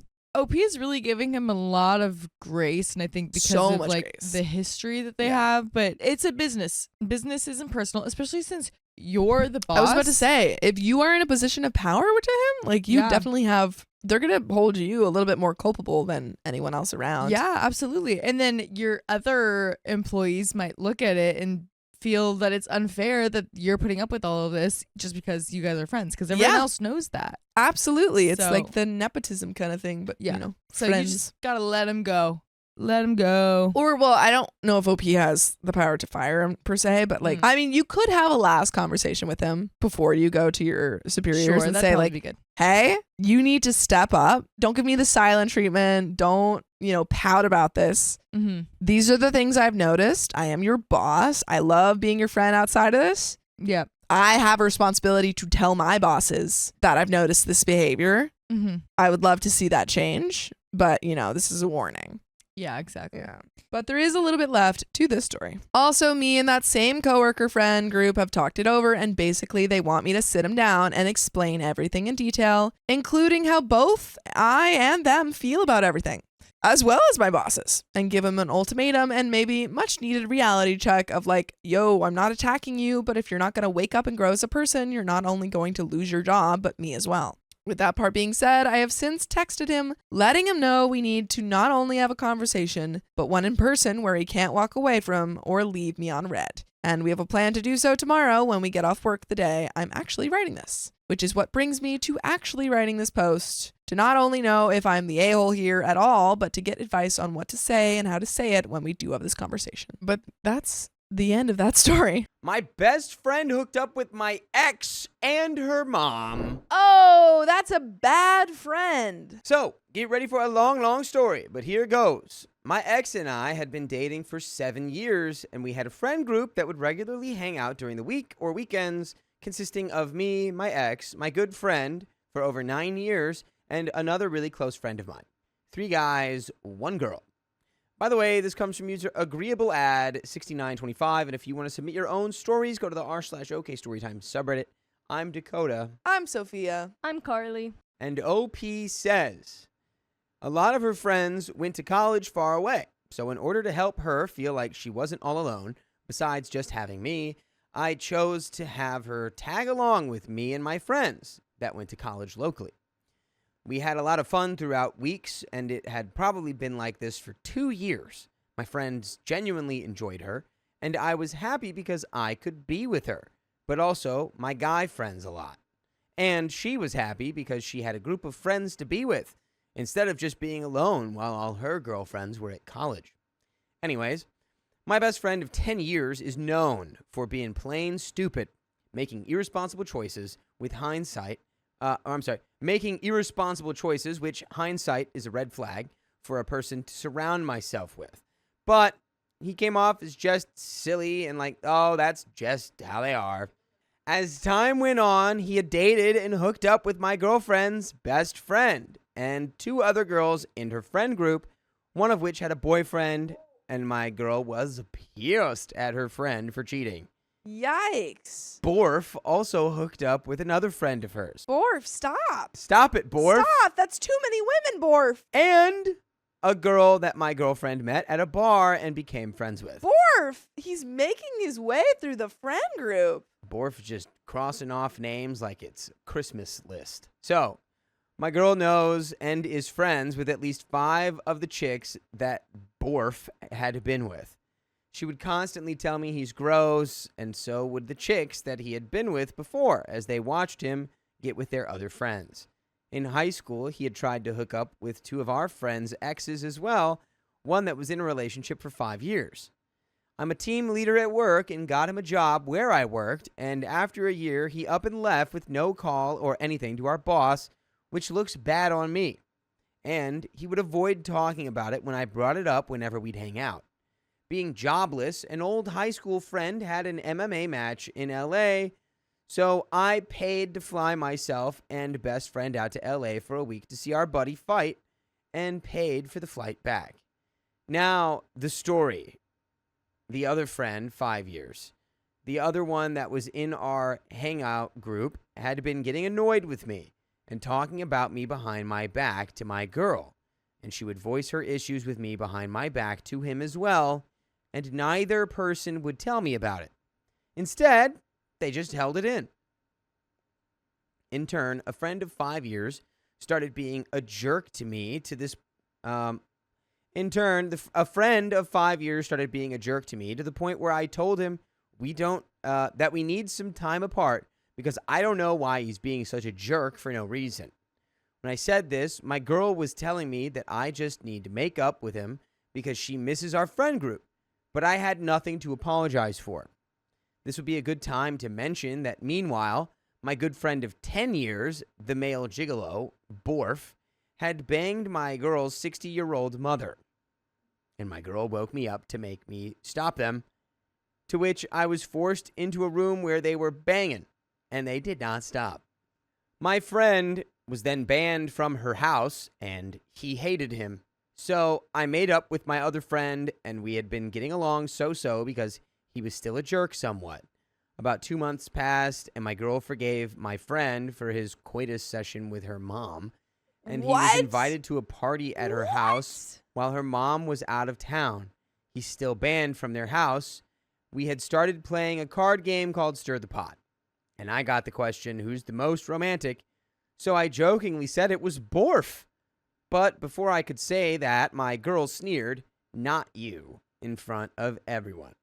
I let it slide and figured I'd bring it up later. Borf was also letting it slide. As the night went on, I fell tired around 12 a.m. and went to bed. My girl came upstairs and woke me up at 3, wasted off her booty. I had a few drinks myself, and she tried to get freaky, to which I declined due to the fact that she had made that crappy remark earlier. She then doubled down and said, "I'm sorry, but you're not." I just took her out for a $500 date 5 days prior, set up an Xbox for her so we could play games that she liked together. And I play drums in a band, but she likes country, which I hate, but I bought and learned acoustic guitar to play country for her. I'm sure there are other things, but those were all things I had done recently to her, even though she says I'm not romantic. We got into a slight yelling match, and I stated, "This is stupid, and I'm going home." She asked if we should just break up, and I Yes. said, "Is that what you want?" She said no, and then kept on stating that I'm not romantic and all this other crap. I finally told her to make up her mind, as she had been telling me to leave, then stay, back and forth. I said if I leave, I'm never coming back, and stormed out, while her best friend and my best friend were going to sleep in her basement. Next morning, I called and asked if she was all right and stated we needed to talk and make sure we're good because I felt that a 7-year relationship shouldn't end over something dumb like that. She came to my house and broke up with me and said that there's nothing we could do to fix it. My other friend, the one of 5 years that I just made up with, rushed to my house to console me, as he told me he knew that she had been thinking about ending things with me but didn't know when she would. So I called him a POS and told him to leave, because what kind of friend keeps that behind my back? A bad friend. All of your friends suck.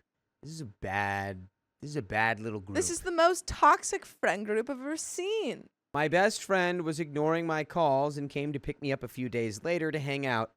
We had a long talk, and he was silent as I told him how I felt, and he said, "Man, this is so heavy." He parked on the side of the road and just said nothing, which felt good, honestly, seeing my friend be so hurt for me. I was like, wow, this guy really gets it. Meanwhile, that whole week after being broken up with, my girl wouldn't respond to me, just asking her for the reason why we couldn't talk and figure this out. Well, she's not really your girl anymore. Yeah, she broke up with you. Yeah. And that throwing 7 years away would really break me if it was over a silly fight. Her reason she gave was, "I need to learn how to be happy without relying on you. She said, I need to learn what the Borf action's all about. I need to learn what Borf's got going on." And I said, "You can do that and still have me to fall back on if you can't find happiness alone. I'll still be here to hold you up if you need it." To which she said, "No." That's why I was asking for another reason, because logically it didn't make sense to me. A week went by and I tried to rekindle the friendship with the backstabber, to which he said I treated her like crap. I told him I made the same jokes we all made at each other. I understand it probably felt more personal coming from me, her boyfriend, instead of one of the guys, but I never yelled, cheated, or got physical or anything like that to her. She would laugh, historically, at the jokes that all of us said, and it was never an attacking kind of joke. She would make them as well. Anyway, when he said I treated her bad, I snapped and said, "What does that make you? You cheated on the girl that you're buying a ring for and never told her," and hung up. I tried to call my best friend to tell him he was the only rock in my life right now and I appreciate him, but he didn't answer and avoided me until Friday at 4:15, which he knows is right before I get off. He told me he had feelings for my girl and he was going to pursue those feelings. What? Wait, is this Borf? I think that's Borf. OP, I you can't gotta tell if learn that's what. Borf. Yeah, I'm a little. There's like no names in this story, Yeah, everybody. I Sorry, think it's Borf. but it might be Borf. I think it might be Borf. And OP, you gotta get new best friends. You gotta look up what the word best friend means, and then go from there, because you don't know what it means. I pretty much went red, ended the call, and sped home. By the way, you can speed on over to your favorite podcast platform to listen to full episodes of stories like this. Spotify, iHeartRadio, Apple Podcasts, I don't care where it is. Just search OK Storytime. Okay? Okay? Okay. And you can listen to like all the stories that you've ever wanted to hear So ever in your whole many. life. We have a little bit more story left here. But with friends like these, who needs enemies? You know what I'm saying? Truly. I mean, Borf is just the worst person ever. He's just evil. He's Yeah. not your friend.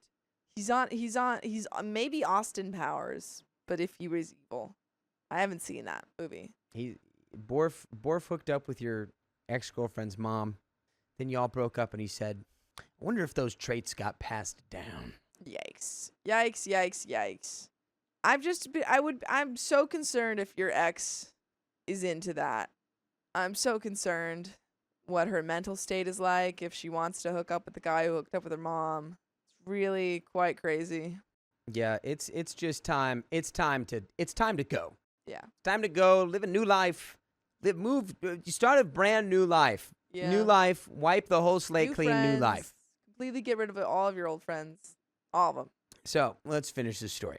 Not but 30 minutes later, a very old friend calls who lives hundreds of miles away.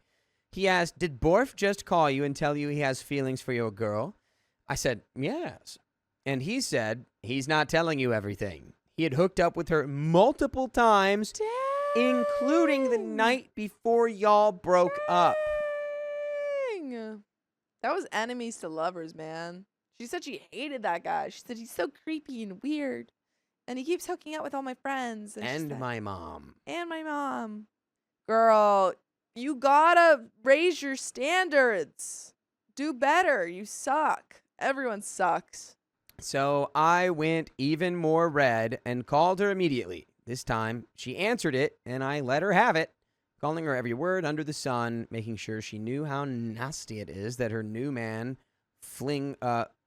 had a fling with her mom and all of her friends. Am I overreacting for telling our entire friend group, including the guys who went to different states, about the whole thing and stating that if anyone associated with him or any of those 3 people simply do not ever associate with me again? Yes, you'd be the a-hole to yourself. Yeah. Just I do think it's a valid crash out. a very valid crash out, But but it is just a crash out nonetheless. If I were to give you like reasonable advice, it would be don't do that and cut off all these people. Yeah, my reasonable advice would be to join a monastery of some kind. You got to start over. Find Get peace rid of all in your the possessions. mountains. Tibetan monastery. Find peace in anywhere snow. else besides this friend group. I agreed. Big time agreed. Yeah.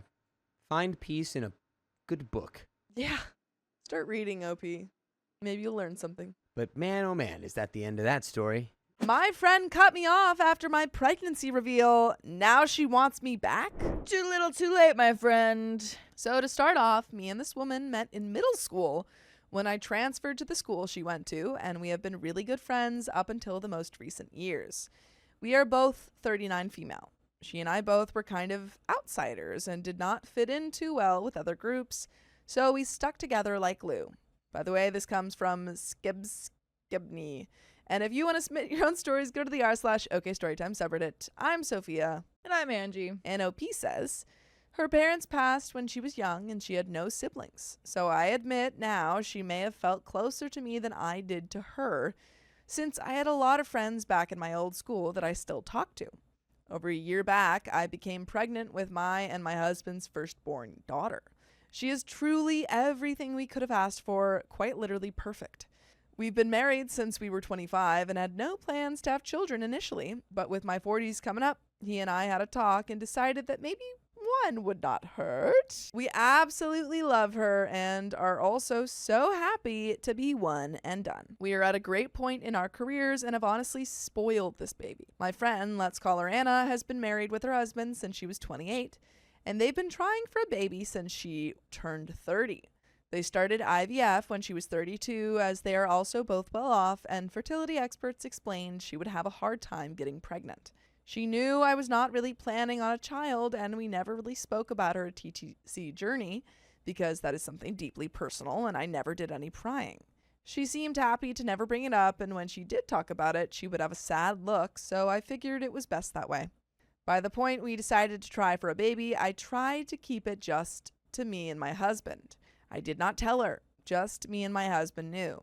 I did not even tell my own mom or sister, who I would argue I'm closer with. At the time, I felt she did not need a heads up because we just didn't want to tell anybody. Honestly, I wasn't really even thinking about her TTC journey, as she rarely talks about it. I did not think I owed it to her to tell her just because she is TTC. We really wanted to just keep it between us. Soon after, about 2 months later, I got pregnant. When the baby reached 20 weeks, this is when we announced to everyone. A little late into it, and the suspense was unaliving us, but we decided it was best since my mother has a bad history. Because of the situation, I decided to meet up with her before our reveal, since I planned to invite her and didn't want her to be blindsided. Since we were actually finally telling people, I thought it was right. As I told her, her face kind of fell, and I asked what was wrong. She asked a few questions like, when did I start? How long did it take? I answered, but then asked how she felt. She got really angry and upset and said I was gross for telling her something this late and that I was pregnant every time we hung out, which made her deeply uncomfortable. She explained her clock is running out and said it was wrong of me to rub my pregnancy in her face. She said she wished I told her before we got pregnant that we were trying so she would know to stay away for her own peace. Oh my gosh. She called me a really big witch and not a true friend. I told her she's been peaceful because she did not get queasy seeing me since she didn't know. I said it was weird that instead of being happy for me, she was doing this instead. We went back and forth with her continuing to call me rude names. I admit I got really mad at being called those things, and the hormones didn't help either. I told her she didn't have to worry about her clock running out because her crap wasn't even ticking. As soon as the words left my mouth, I felt regret. Yeah. Ouch. Yep. She stared at me blankly, so I decided to apologize and left without waiting for a reply. I got home and decided to text her, but found out she had actually blocked me everywhere. The anger was still fresh, so I didn't try to reach out again. I figured it would be fine because I have my village. I did not need her or her negativity impacting and stressing me out. I didn't want to walk on eggshells. I did miss her a lot, but what she said kept ringing in my ears. Strangely, I got a text from an unknown number a few days ago. It was Anna. She was texting me asking to meet up and that she had something she wanted to talk about. I told her I didn't want to meet up and that she could say it right then. She told me she was pregnant and was hoping we could possibly rekindle. She explained that when she finally was able to get pregnant, she thought about me immediately and felt guilt for what went down. She said she was around 25 weeks and had pondered a long time if she should reach out to me. She admitted she did not really understand things at the time and had building resentment towards pregnant people from her journey. She said the fact that I didn't want any kids but got to have one before her when she wanted multiple really stung that day. She said she wanted our kids to grow up together and be best friends. I texted her back and said it was weird of her to fantasize about my baby being friends with hers when we're not friends.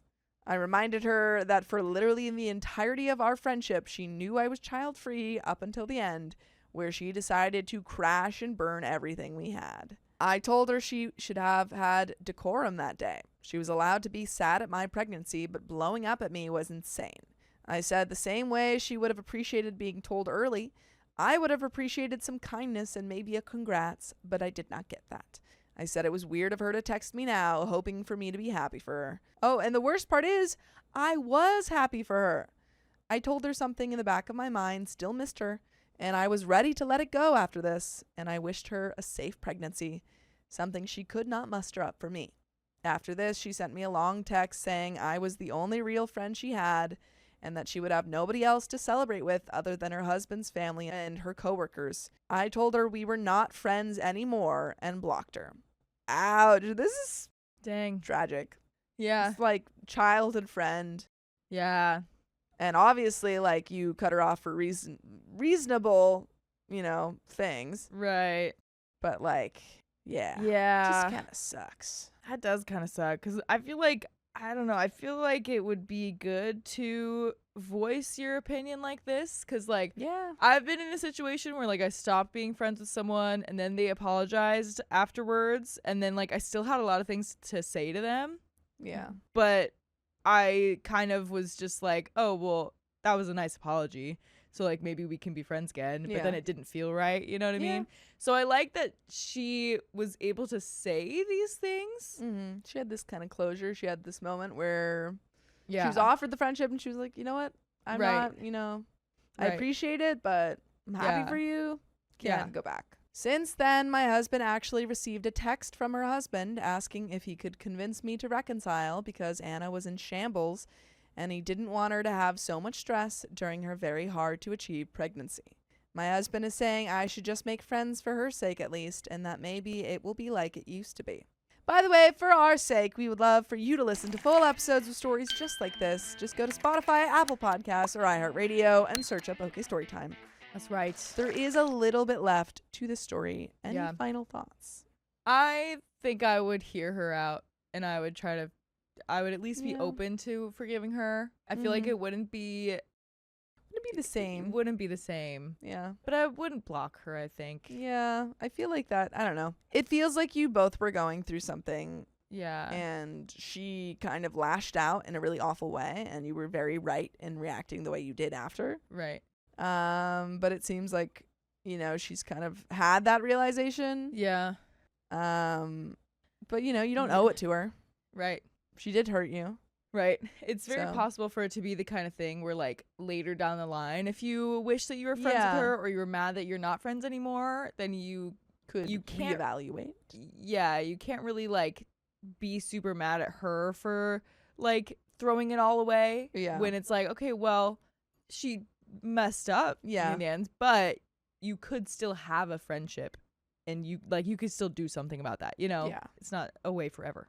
I told him it has been a year since she reached out to me last, and if she's willing to toss decades of friendship away for a year consistently without reaching out until she got pregnant, then maybe she did not deserve me anyway. He still thinks I'm being cold and said, it is hard to believe we were even friends with how my attitude about her is. Am I the a-hole? Should I unblock and maybe work it out? And edit, despite the comments saying not the a-hole, I did get a long DM from someone. To keep a long story short, I believe I could be an a-hole because I said something very nasty to her. Yes. And the argument we had could have been avoided if I had just told her what was going on. The person explained people that are TTCs sometimes need to mute others for their own well-being. I may have been selfish by not telling her and by saying that as well as not inquiring more about her struggles. This has opened my eyes a bit more, but I am still very much on the fence about letting her back into my life. Not even because of my husband, but because I do miss her. Comment 1, kind of weird your husband cares more about someone who hurt you than his own wife. I disagree with that. I think that he cares a lot about his wife, which is why he's bringing that up. Yeah. OP says my husband is very good friends with her husband. That is why. He also thinks we're both overreacting and that her grief and my hormones made us say mean things to each other. We really did used to be very good friends, and he finds it out of character, which it is. I'm not going to defend her, but this is the first time she's ever done something like that.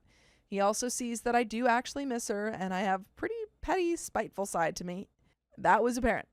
And he thinks that is why I don't want to reconcile. She also doesn't really have anyone else, and it sucks because while she may have money to buy her baby anything, nothing beats having a strong village to help you, and she won't have that with another woman her age unless she makes up with me, but I'm reluctant. Reply says, you miss the friend she used to be. Comment 2 says, I understand where you're coming from. Your post initially made it seem like you were not supportive or avoided discussing her struggles, but I see you do understand the situation. While her behavior was extremely hurtful and inexcusable, fertility treatments are invasive and mentally draining. The hormones, repeated failures, and watching others get pregnant easily can lead to depression and bitterness that clouds judgment. This does not excuse treating people poorly, but people sometimes fall into holes they cannot climb out of alone, and it sounds like she genuinely regretted her reaction. Given your long friendship, ask yourself, is your life better without her? Do you miss the friendship? Would you want your kids to be close someday? The real question is what you want to do moving forward. Some people find hate easy and forgiveness hard. I am the opposite. Forgiveness comes easier to me than holding grudges, which I find draining. What matters is what feels right for you and this specific situation. That was a good comment. Yeah. I agree with that comment. OP says, I do not know what I want. If she had just been upset or asked for space, that would be different. But she called me a witch, a bad friend, and other words that get flagged. She knows name calling is something I find really low. And in response, none of that is excusable, but in response, you did bring up one of her deepest insecurities. Right. So, that's very like, hard. you guys both said some things that I'm sure you did not mean. Yeah, exactly. She also went on about her biological clock, and I wrongly assumed that did not apply to her since she was doing fertility treatments. After my own difficult pregnancy, I realized being 25 would have made things easier. It's not just about egg counts. Living without her this year has been hard. I have had lows where I wish she was around, not just to talk, but to laugh until I cried. The kind of laughter that might have sent me into labor if we were still close. I wanted her planning my baby shower and being my baby's auntie. Maybe being pregnant made it feel worse than it was. It felt like she unalived my dog or something. I still feel that sting, but wonder if what she said was actually that wrong, or if I was just hormonal. I also do not know if she genuinely wants to reconnect, or if she is being hormonal too. I do not want to be hurt like that again. That day, she felt like a different person I did not know anymore. I'm not sure I want to get to know her again. I think you do. Right? Yeah, I think feel like you she do. does too. I think you said all of that, and underneath all of it was I miss her. Yeah, because hear her out, you know? Like, again, it's not going to jump into what it was before. No, it shouldn't. Right. And you were mad at her for saying those things. I mean, like, that's what happened with Rightfully my so. friend. I was kind of mad, like, about a few things. But then there was, like, name calling at the end of it. That was, like, the final straw. And I was like, okay. No. But, you know, like, listen to what they have to say and see what she'll do if she'll put any actions forth that will make things up. Like, make up for it. See if she follows through. Yeah, exactly. But don't give up on a friendship that you miss. Yeah, exactly. Yeah. But that's the end of that story, and we've got another one coming right up. My wife reconnected with her ex, who she had an affair with. Don't do that. Hello, everyone. Let me first start by saying that my wife, 41 female, and I, 44 male, are very open, maybe way too open, about our past and past partners. She is my second wife. My first wife was big on fidelity, and we broke up over her cheating. The ex and I share a son. My wife also has a daughter of her own from a previous marriage. We've been married for 5 years, and our little blended family works well together. By the way, this comes from Throwaway Crocker. Not going to try that one. And if you want to submit your own stories, go to the r/OKStorytime subreddit. I'm Carly. I'm Sophia. And we're here to give good advice goofily, but we don't have all the answers. We only know what we'd do, so let us know what you would do in the comments. And OP says, as I mentioned earlier, we are perhaps too open about our past relationships. Her first husband was a serial cheater. He was a musician and slept around with women from his gigs. She stumbled onto his emails only to learn that he was involved with 5 other women, one of Yikes. which he'd gotten pregnant.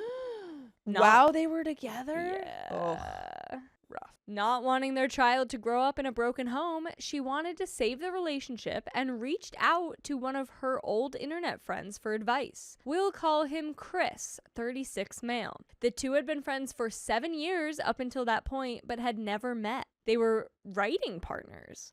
In fact, before they lost contact, they had been writing a novel together. She tells me that when she reached out for support, he was very kind and had actually been recommending a lot of ways to get past infidelity or what you should speak to an attorney about. In general, he was being a good friend. Somewhere in that, they decided to revisit writing their book again. According to her, they would casually flirt, but as they lived on opposite sides of the country, they had no means to act. In all this, she decided her marriage was over and stopped trying to fix things. She and Chris expressed mutual attraction, and by the end of the year, he flew out to meet her. She filed for divorce right after the affair got physical, and Chris moved later that year to be with her. To make a long story short, her daughter, who was only 5 at the time, didn't really take to him. As she says, he didn't do anything wrong, she just wasn't adjusting properly after the divorce and didn't like somebody replacing her father. I'm sorry, he didn't do anything wrong. He literally, did replace her father, not in the sense of, he's actually trying to be a dad or anything, in the sense that he had an affair with a married woman, knowingly. Yeah. So, to me, that's honestly, something wrong. to me, that one falls way more on mom. No, Especially I if you knew that agree. you had a 5-year-old. To be clear, I fully agree. No, I know. That is on her. But if a He should have 5-year-old... also, I wonder if he knew that they weren't divorced yet. Absolutely. Because, I mean, He if had she to have known. considered the marriage to be over, I Yeah. wonder if she was just telling him, I doubt feel like it, you because have they to got, he know. had to have known, because he was helping her, with... move and stuff. yeah. Okay. But also, it's just, that 5-year-old probably gets, some sort of idea, She definitely knew what was happening. Yeah, like, she's why like, oh, is this man mommy's- here? And yeah, mommy Mommy's likes still this with man. daddy. What? Where's daddy? Daddy was just there. Yeah. My wife told him they needed to take a break due to this and due to the fact that he's a bit crass sometimes. She had only intended for it to be a short break, but he was apparently so hurt that he'd moved that far to be turned away 2 months in. Well, and maybe so don't he broke it get off with- yeah. entirely. Okay, well, maybe don't get with a married woman. After months had gone by, they reconnected to try and finish their book. They began sleeping together again during this time, but it was just a physical thing. They came close to finishing the book, but she started dating me. Thus, they stopped sleeping together. She felt weird about having an ex hanging around once she got in a committed relationship. It's really ironic to say when you've had an affair already. Yeah. When this is your affair partner? And so, by her own admission, she stopped returning his emails, which were all book related, with the same frequency and stopped working on it on her end so much. He grew frustrated after a few months of this and blocked her on everything, which finally brings us to a month ago. After 4 or 5 years of no contact, he messaged her out of the blue. Oh my god. He contracted the vid and nearly unalived. Whoa. Jeez. Chris contacted her because apparently in that time he rewrote the book without her contributions, Oh, yikes. managed to get published, What? wrote and published a sequel, and realized his work came really close to not being finished if he passed away. Wow. Dang. That's pretty crazy. That's crazy. If he kept any of that stuff in there, she could probably get Any him of in her trouble. stuff? Yeah, any of Sounds her like stuff. he took it out, but Yeah. yeah, I mean, go read those books. Yeah. He wanted to make it known that if something should happen to him, he wanted the rights of this thing turned over to her as she knows how it will end and helped create the story. Okay. Dang. What book is That's this? crazy though. Wait, yeah, what book is this? Sophie's like, book rack? Book rack. Fair enough, that actually sounds nice. But then they get to talking. He's apparently writing a comic adaptation, and he invited her to come on board for it. He has a lot of the art done, and she was very excited, showing me and explaining to me who all the characters were, their backstories, what she thinks he got wrong in the design. She also read the first book and is telling me which names he changed, what characters were and weren't in their version, the plot differences, and she seems to be having a lot of fun with it. I knew they wrote together, she's mentioned it before, but I had no idea they had this whole universe created. I can tell it was something that was really important to her. She seems like she might take him up on the offer, and this worries me. Every time they've worked on something in the past, it leads to spicy sleep. And there is a bit of spicy content in their writing. I'm not the jealous type, and I certainly don't want to step on a dream she has buried, but I don't want a repeat of history. I'll admit I decided to snoop their conversation, and while he seems like he's been on the level and is only really discussing the project, she's pressing for information on his personal life. I wouldn't say in a flirty way, but she asked him if he's seeing anyone now. When he answered no, he's too busy and that relationships just get in the way, she told him he needs to get back out there. That celibacy isn't a good look on him. You don't say to your ex, Yeah, you need to get back out there. That's insane. it's insane. That's crazy. Wow. Yeah. Don't ever say that to your exes. That'd be really weird. It needs to be in like a... Like, because that's not in like a move on way. That's like, y'all haven't talked in years. Yeah. It's weird. We're pretty open about our past spicy life, so I know her ex-husband was terrible at it. And once when drunk, she said of Chris, don't let a great F convince you it'll be a great relationship. How the heck do I proceed? I know she was emotionally broken by her ex-husband and that's why she cheated, but she did cheat with this man. I've met him. He seems like an on-the-level guy, but they have a history that tells me something might happen. I want to approach my wife with my concerns, but I don't want to seem like an overbearing, controlling person. I want her to have her creative outlet because she glows in a way I've never seen before when she talks about this book that I barely knew anything about. It feels like it's something that was deeply important to her that she forced not to be important. I want that for her, but I don't want their interactions to escalate into something more like they have 3 times already. Any advice? And we do have an update, but I think you tell her all of that. yeah. I think you say, hey, I love you. I really want you to be happy. I want you to do this book that you are really excited about. However, this is where I'm at. Yeah. You've had this previous relationship. You've already told me that you cheated on your past partnered with this guy, and I know that was a different type of relationship than the one we have, but I think it's just saying like, I mean, I maybe say this a bit better, but like something along the lines of like, if you cheat, you know, I'm going to trust you to do what you think is right here. I'm going to tell you I'm uncomfortable. And if you cheat, we're done. Yeah. I think it sounds like a lot of the stuff around this whole situation hasn't been talked about, even between wife and this ex-boyfriend, I guess. Yeah. Like they've never like fully even kind of talked through it, it doesn't seem like. So also there is the fact that he does still live in New York. Yeah. So is there even going to be, I mean, emotional cheating is totally a thing, but is there even going to be the contact for a physical affair? Like, will they be on opposite coasts? Like, I feel like it's totally not wrong to ask, like, what would the details of the working situation be like? And then lay out, like, and if something were to happen, like, I'm out. Yeah, I think that's all fair. But you do have to trust her. Yeah. Update. My wife's ex-boyfriend reemerged in her life asking to work on a mutual writing project that she abandoned years ago that he's achieving financial success with now. I don't know who this woman is. The level of deception is so involved and deliberate that I'm hardly capable of comprehending that I've spent the last 6 years of my life with this person. Whoa. Okay. I decided to sit down with her and talk about how I felt about the situation, that I was happy she rediscovered her old writing and expressed that it would be cool for her to explore that as a hobby or a profession, as she's quite good at it and clearly enjoys it. At the time, she agreed and said that Chris, her ex, being around wouldn't be a good thing, saying she was worried that he might be using this as a ploy to talk with her again. When she said these things, I was like, okay, cool. She has the same misgivings I do, and she's not minimizing my feelings or calling me controlling. In fact, we're on the same page. Oh, how wrong I was. That conversation should have been the end of it, but for some reason, my brain started getting weird, and I began thinking it was going too well. Yesterday morning, when she got in the shower, I took her phone and went into it. His number was there, and their entire conversation had been deleted.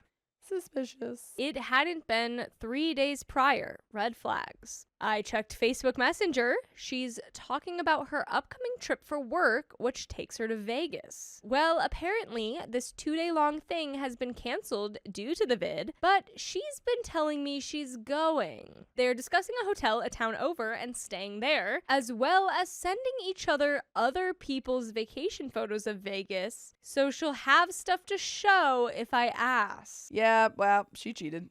Or she's trying to planning cheat. to She's planning to cheat. Yikes. She's talking about restaurants they can go to, how there will be a full moon when he's here, and it would look great on the beach. Oh yeah, and he's not on the East Coast as he presented. He moved back to the town recently since the a-hole actually has enough money to live here. He showed her on Google Maps where he's living, and it's taking everything I have not to drive my truck straight into his living room. A month ago, she claimed that she had to pick up her brother from the airport. Nope, that was him. Oh, wow. This really sucks. Yeah. The messages don't go back further than that, but they reference talking about stuff during the years they supposedly haven't had contact. One line I read that he wrote has my heart racing with such an effing madness is from him, quote, "Yeah, we're friends. I don't see you in 8 years, and I'm inside you 20 minutes off the plane. Best friends, maybe." So she's not just planning to F him, she's been doing it for months. Wow, she sucks. That trip to her mother's a few weeks back where she stayed the night, yep, I haven't confronted her yet, but her smile fills me with so much hate now. I'm going to try my best and hold back on saying anything until after Christmas. The kids don't need the holiday being a constant reminder of this, but honestly, I'm probably going to snap and confront her today or tomorrow because my ability to swallow this BS with a smile is almost impossible. I don't think that waiting till after Christmas will change much because it'll be right after Christmas and then they're still going to relate the end of Christmas to this. Yeah, I I think wish I knew what month we were in. I don't know. Yeah, I don't know. Yeah. They're talking about the kids, right? He's like, I don't want to do it before Christmas because then the kids will have Christmas ruined for them. So I would do it right after Christmas. And I'm like, no, it's still kind of ruin Christmas. It's gonna ruin Christmas. Christmas is gonna be ruined. Christmas is ruined. Christmas is ruined. I don't think necessarily, though. I feel like there is a way that, like, you guys can work this out and hopefully maybe, like, the kids are going to know something. But if there's any way to put on a presentable front for that, I think you take the kids to grandma's house or whatever. Play date somewhere. Yeah, you bring your wife home. You say, hey, I know about your affair. I know you've been cheating for this long. I have proof. I have screenshots. Yada, yada, yada. I want a divorce. I would prefer if the kids do not find out for at least until after Christmas. Right, let's get through the holidays. Yeah.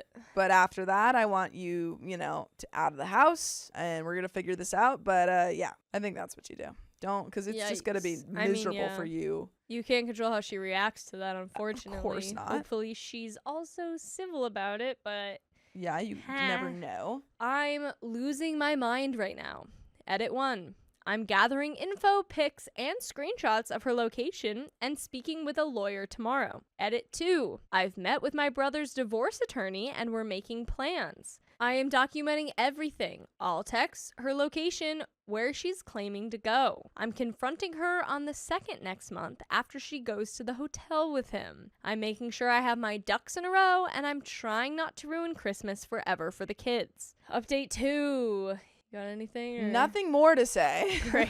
Good luck. I've been talking with my brother for support and have continued to monitor their communications. She noticed me acting different, and I told her it was just me having the blues over the anniversary of my aunt's passing, which was enough so she didn't start realizing I know all I know. I spent 3 hours today in my car outside of a McDonald's using their Wi-Fi to access her emails, and they're using Yahoo Messenger to communicate. She's on this with her chest out in a ton of pics, all of which I'm saving. Real cute, there's one with her posed with flowers I got her for her birthday. Ah! They've been spicy texting since like March. Oof. Some select quotes from her. I can't just start talking about the book all the time. I talked about you twice when he and I got together. If I started talking about you and the book a lot now, he's gonna think something's up. Another quote. You need to shave because that stubble is like knives.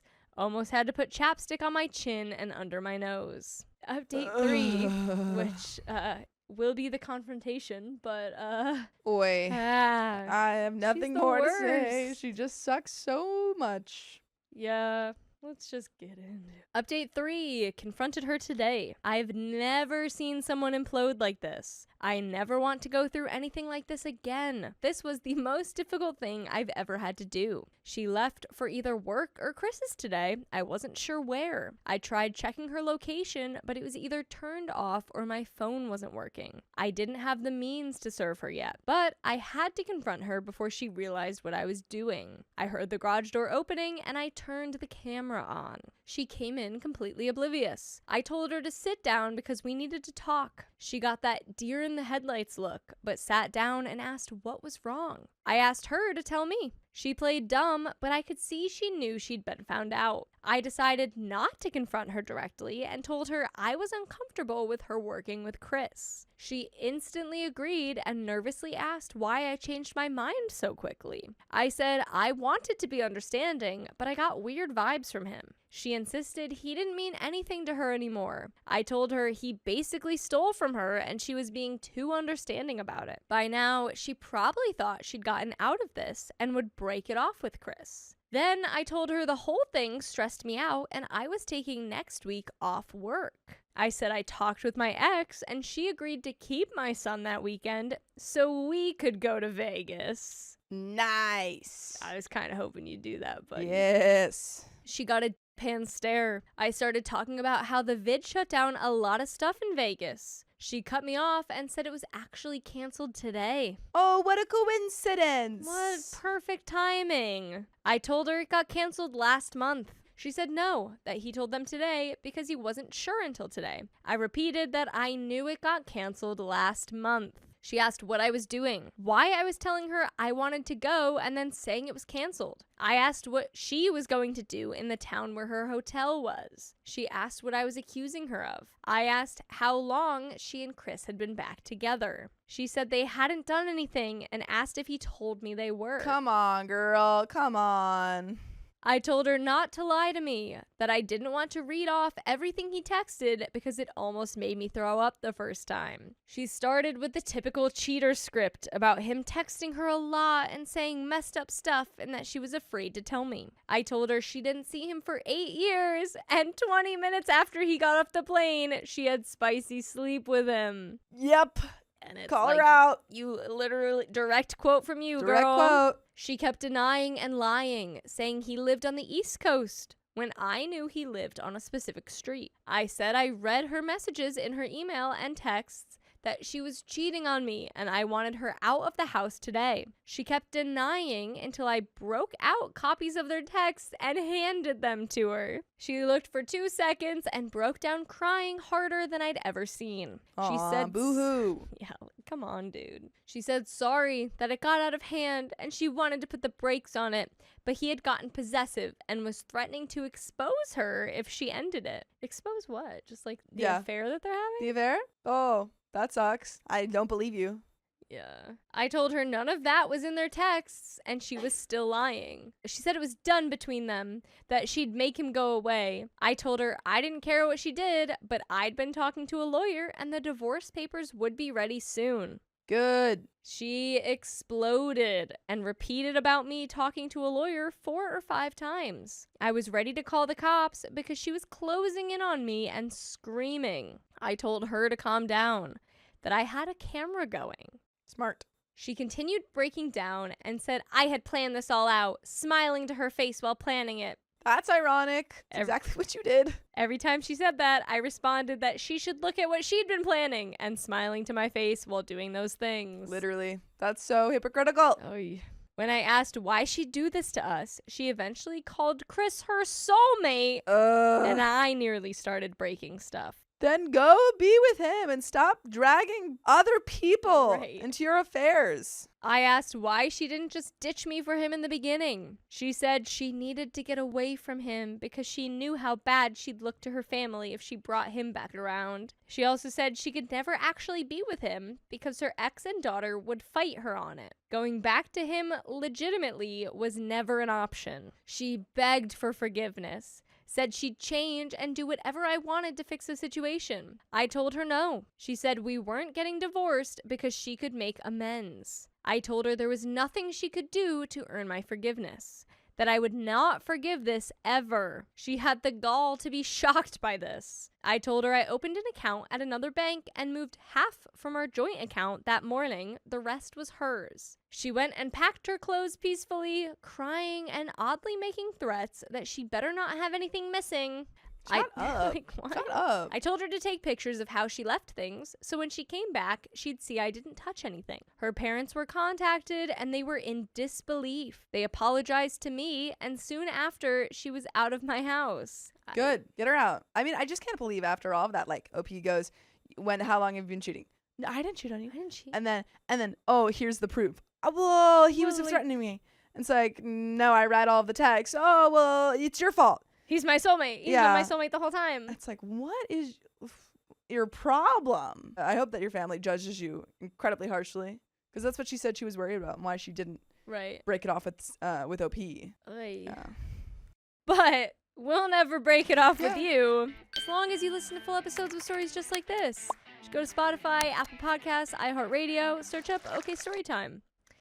We got a little bit more, but yeah, divorce. Get your kids. She sucks. Yikes. Yeah, that's all I have to say about that. I have nothing else. This is terrible. The next day, she hit my phone with so many "I love you, I'm sorry, we can fix this" texts that I contemplated flushing my phone. Fair. I started responding by sending screenshots of the worst parts of their conversation. Smart. And saying nothing of my own. That's so good. That's really good. Good response. I love that. 10 out of 10. My ex returned with my son and brought dinner from my favorite Chinese place. My son asked flat out whether she cheated because it was so sudden, and I told him he was right without elaborating. I think that's fair. I think it's totally fair to be like, yes, she did cheat, but like you, Yeah. like, I think you if the don't kid, need yeah. details of it. Yes. Like, we're not gonna get into like he said, she said, like Yeah. she's the worst territory. Agreed. I think because usually I'd be like, nah, you don't have to tell. Wait until both parents are there, see what you guys both agree on. But I Yeah. think because he directly asked, I think he's clearly old enough to, Right. you know. Totally fair to tell him, yes, Yeah. that did happen. I Yeah. don't think like Any as more terrible as needs- she was, you don't need Yeah. to bash her right now. Agreed. To your kids. You can do it to your friends. Yeah, Like, of course. hey, guess what? This girl sucks. She's old. It's been a few days since I began writing this, and I'm off to the gym and then my lawyer's. Her ex-husband is going to come by and collect his daughter's things, and I'll explain to her the best I can that if she ever needs me, I'm just a phone call away. The first fight has been fought, and it looks like I'm winning as much as one can win, given the circumstances. That's the end of that story. I refuse to have my husband's family around because they won't stop smoking. Get that out of here. I can't breathe. Stinky. Are we the a-holes for wanting to ask my husband's family to go outside to smoke? My husband, 28 male, and I, 27 female, have been invited to his aunt and uncle's house for Thanksgiving this year, along with my father-in-law's father-in-law immediate family. The uncle is father-in-law's brother to help connect things. By the way, this comes from Mama 2312, and if you want to submit your own stories, go to the r/OKStorytime subreddit. So, my husband's parents are divorced, so the holiday consists mostly of stress, running around to everyone's celebration, and without a doubt, someone being upset that they didn't get enough time. Add that to now having our first child, 16 months, that everyone wants to see and celebrate with, and we've got ourselves a pretty large crap show. That being said, we've been invited to go to his uncle's for Thanksgiving this year, and they live out of state. This eliminates the requirement of running around, which my husband really hates, so that alone makes him want to go.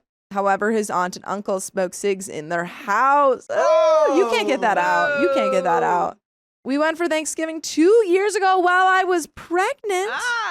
And they were smoking while sitting right next to me. To those who may be thinking, maybe they didn't know, we told them in September when we found out, and I was almost 20 weeks and showing at Thanksgiving. So they knew. Anyway, we've previously mentioned the smoking to father-in-law, who's been the one communicating between us and the uncle. And he said that they won't smoke around said child.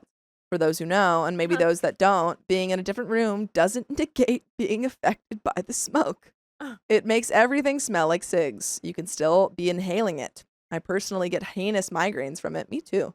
And the science is in. We know it's extremely harmful for children. So it's not great, and we don't want to put our child in that kind of environment. And also, if you smoke in a house, I mean, the smell lingers. We don't feel like we can ask them to smoke outside, though. It will likely cause an issue given that any previous request for accommodations, such as asking to be able to spend time with my family and miss some of their celebration, resulted in toxic conflict. We also feel it may be disrespectful to ask them to change how they operate in their own home. I think you can say, hey, we got a baby, you can't smoke in here. I think you can say that. Yeah. I've always been taught that you should accommodate the guests you invite into your space, and therefore feel that we should be able to ask this of them, especially since we're asking with the health of our child in mind and not because we just want to be difficult.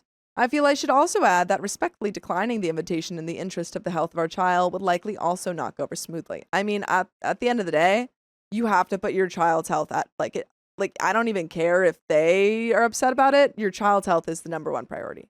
Well, what about your own health? Because if you can't, it's sort of like the saying of you have to put a breathing mask on first before you can help others. Okay, well, What yeah. if it's bofa? What if the child's in you? My point is not put your child's health before your at health. the same time. But like also, My point is like put your I'm thinking like My point I'm is thinking like if you got to put the mask on, my point what is if you had to do that? different. I'm done. Different. I feel I should also add that respectfully declining the invitation in the interest of the health of our child will likely also not go over smoothly. Any invitation, big or small, that we have declined previously, regardless of the reason, has been met with hostility. It usually consists of both aggressive verbal conflicts and emotional manipulation. So it feels a bit like unless we just shut up and go, we're screwed no matter what we do. I apologize for the lengthy post. I wanted to make sure I gave enough detail for others to understand. Please help. We're stressed and don't know what to do or how to handle the situation. Are we the a-holes if we ask them to smoke outside or in the garage while we're there? Are we the a-holes if we decline and stay home? Send help. And there is an update, folks. Whoa. But what is your answer? I mean, like, you could try inviting them to your place. Well, and- I think regardless, you can. The thing is, like, okay, recently I went to my friend's house. I was staying at my friend's house who had cats, and I'm allergic to cats. No way. And so I said, hey, I'm allergic to cats. Is there a way where I can, like, well, you know, okay, Riley, I'm talking. My friend Caleb in Chicago. Chicago. I was just there. I was staying there for a No one week. here. You don't know him. You've Riley. never met him. Stop it. Anyway, I'll the come over point there. is, I asked him, I said, hey, if you don't mind, like, washing, like, keeping sheets away from the cat, is there, like, you know, stuff, just making sure that, like, I'm not lying on cat fur and stuff. And he ended up cleaning the house and stuff. That's really. nice. Ended up, I actually wasn't even allergic to his cat because it was hypoallergenic, but that's not the point. That's hilarious. But anyway, You're the a-hole. Yeah. no, You but made him clean his whole house and the cat was not the problem. anyway. So the point is that you can ask people to accommodate, and if they say no, that is their right. But you can also say, "Oh, well, can't bring my baby around you. Yeah, exactly. It's just like, well, I don't want my baby smoking.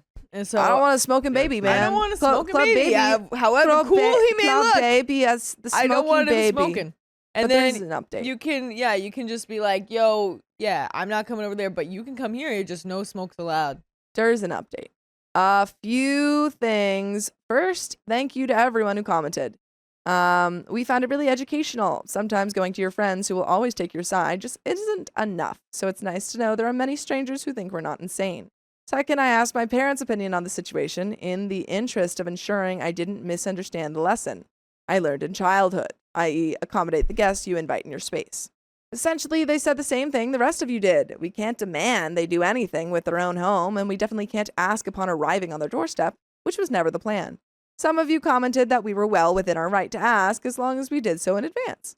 I should have clarified that that was our intention, which is why we're asking now. Third, I asked my brother's opinion as well because he's really good at looking at situations from all sides and providing an unbiased opinion. Again, he said the same things as you did. So that made us feel better. Lastly, there were many of you who said we need to grow backbones or be adults. Little babies, smoking babies at Club Baby. Smoking babies. Well, you are correct, and we agree. The development of backbones is currently a work in progress. The toxicity and manipulation that occurs with this side of his family, in particular, is a fairly recent revelation for the both of us. Revelation. I said that. Our eyes were not open to this behavior until I was pregnant, and our priorities shifted from appeasing them to said child. So we're still in the process of learning to identify the manipulation, as it is ever changing as we continue to be resistant, and how to handle the situation. While I am very well versed in dealing with toxic family members and their tantrums, thanks, Mama, my husband's not.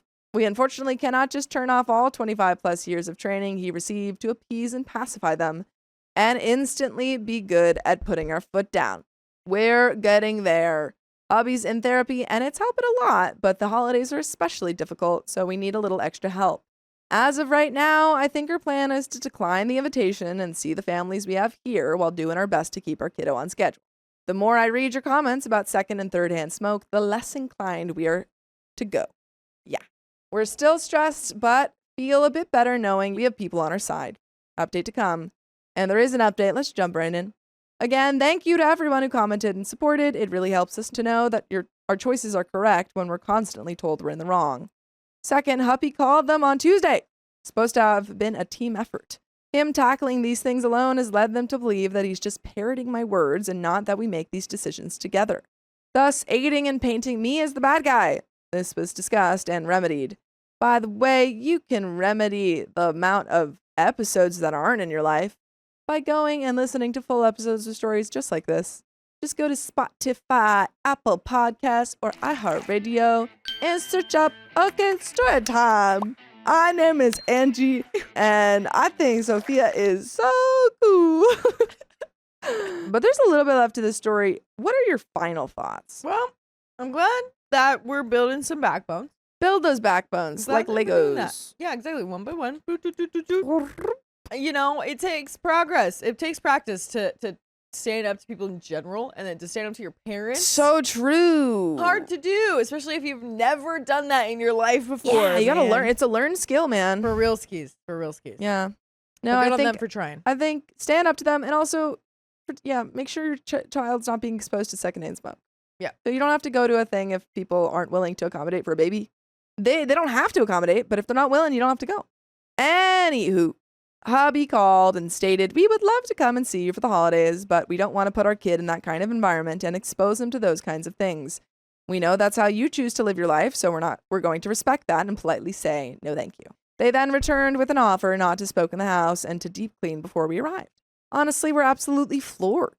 Never in a million years did we think they would offer that, let alone do so without conflict or resistance. While I'm sure there will be things said behind our backs or dirty looks shared while we're not in the room, we don't really care. If it's not important enough to say to my face, I don't really need to know about it.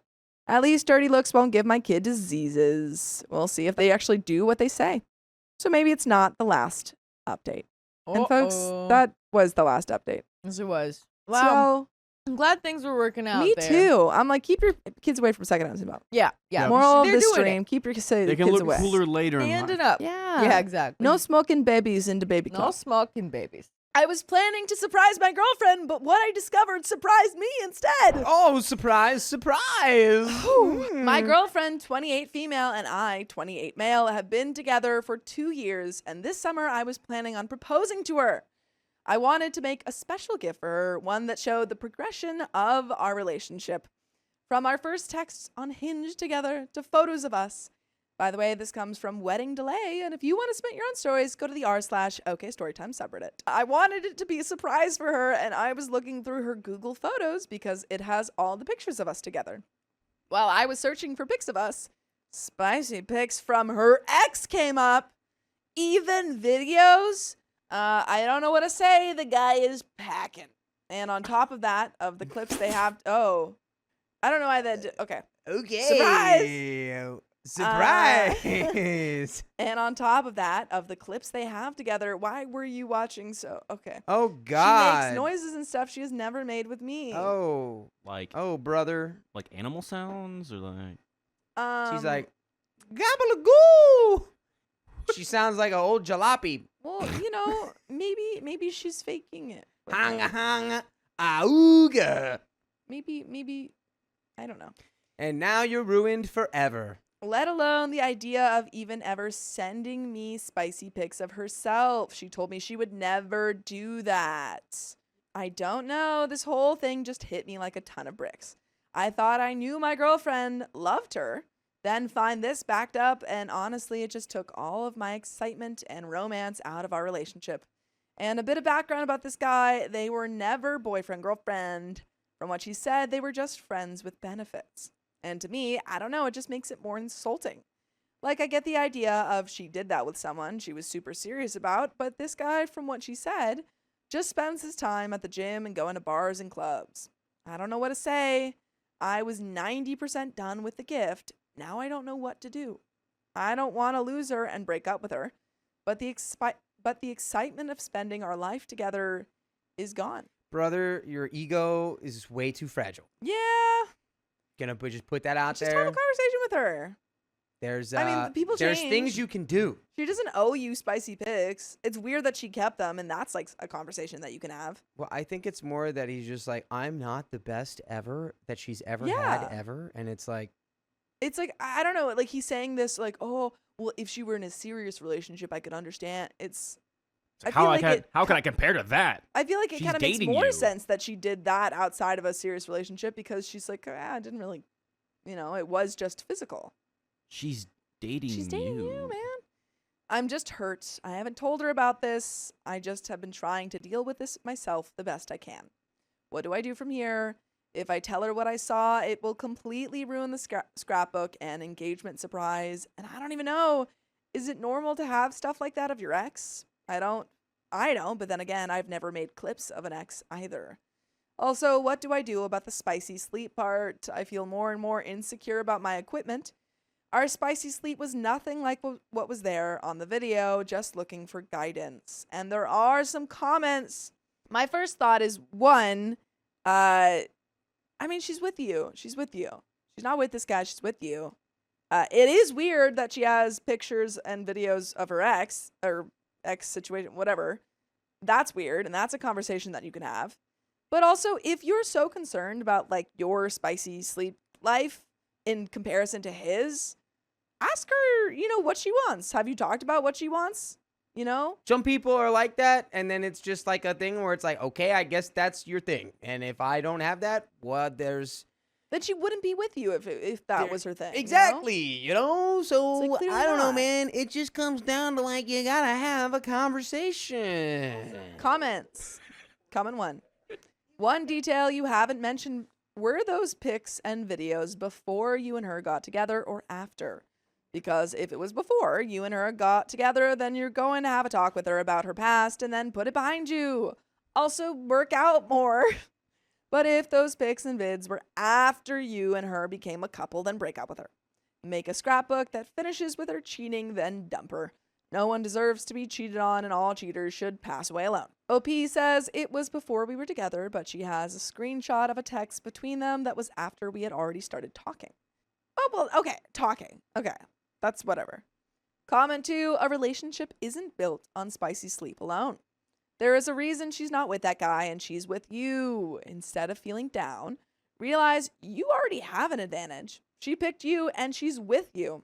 Size is something you have or don't have.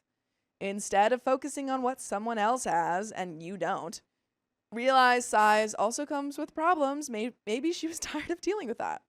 If I ran into this situation, it would be challenge accepted. You are a man, and if you really love her, up your game. Become curious. Instead of thinking you know what to do, become the learner. Own every part of her. What? Okay. OP says, I don't think she didn't date that guy because she declined. He was the one that didn't want to settle down and sleep around. Doesn't really matter. It doesn't really matter. I think he's being like, am I just like second breakfast? No, sir. Comment 3, classic case of alpha seed versus beta need.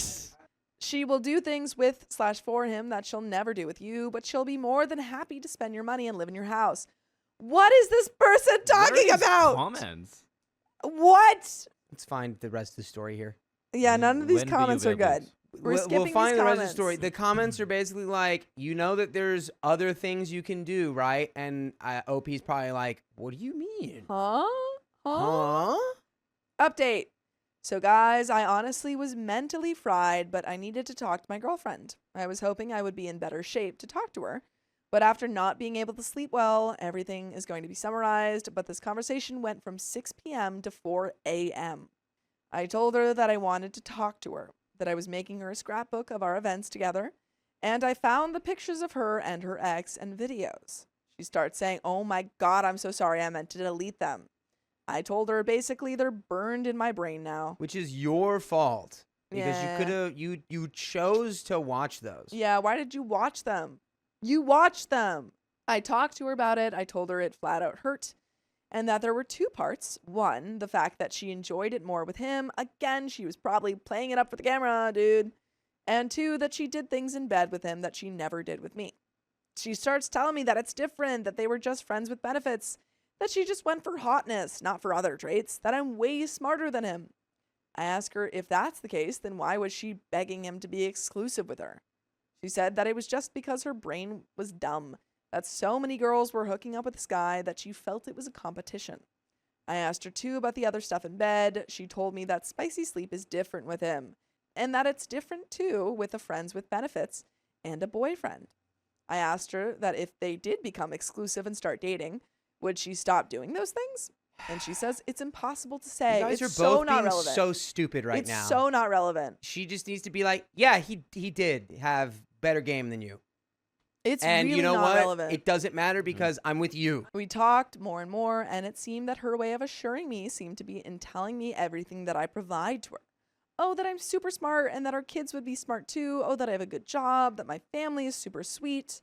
Nothing about, oh, I just want for you. I want you for you, or any spicy aspect that you are so schmexy.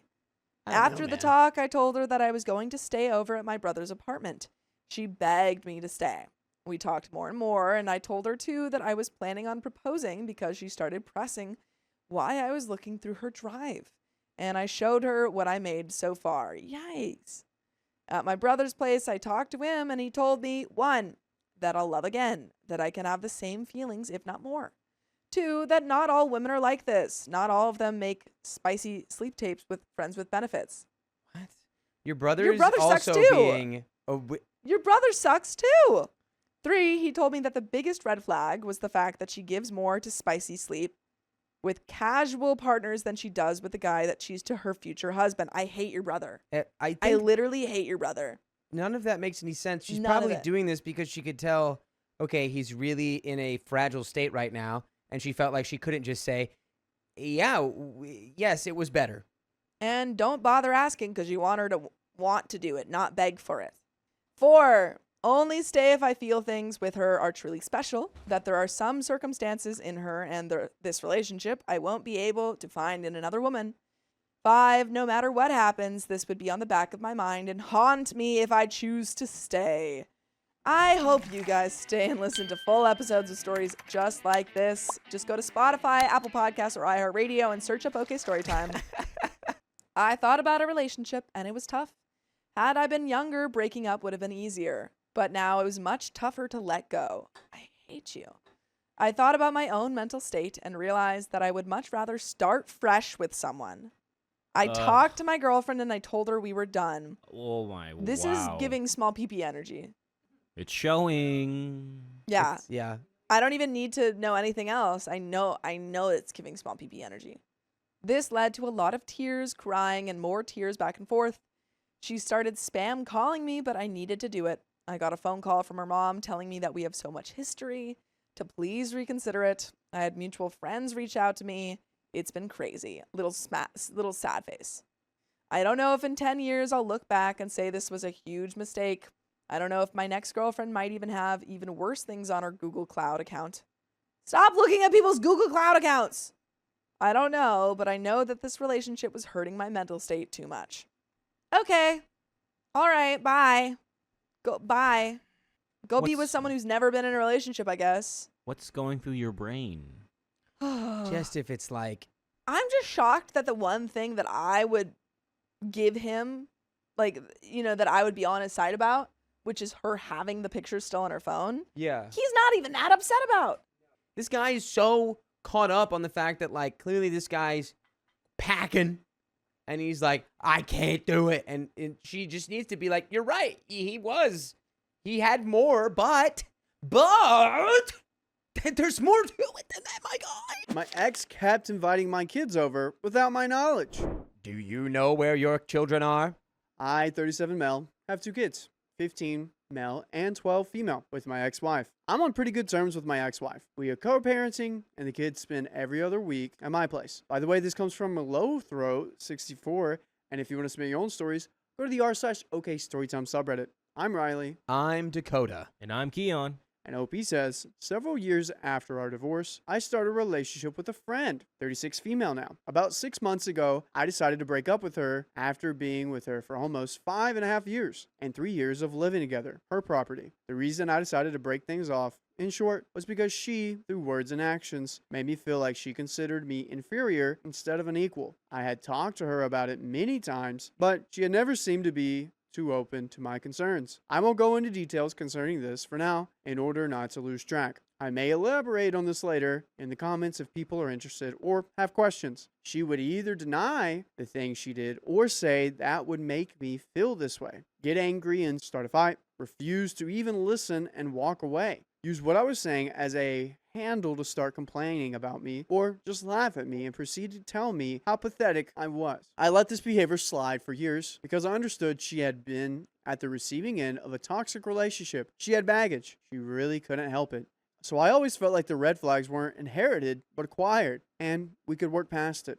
Last February, however, I realized that these things weren't going to change because she didn't want them to change. She played the victim, and she wanted to play the victim. This was probably caused by the vast majority of her mutual friends, in air quotes, not believing her when she finally opened up about the toxic relationship she was in at the time. I feel like she wants to be considered a victim to compensate for the lack of recognition for her actually being the victim back then. Yes, I've given this a lot of thought, and I'm an overthinker. Long story short, I decided to look for another place to live and tell her we were over as soon as I had found somewhere to live. In the meantime, I give her a last chance to show improvement, but without her knowing it was her last chance to save our relationship. So she wouldn't play nice for a couple of months before falling back into her toxic routine, as had happened at least once before.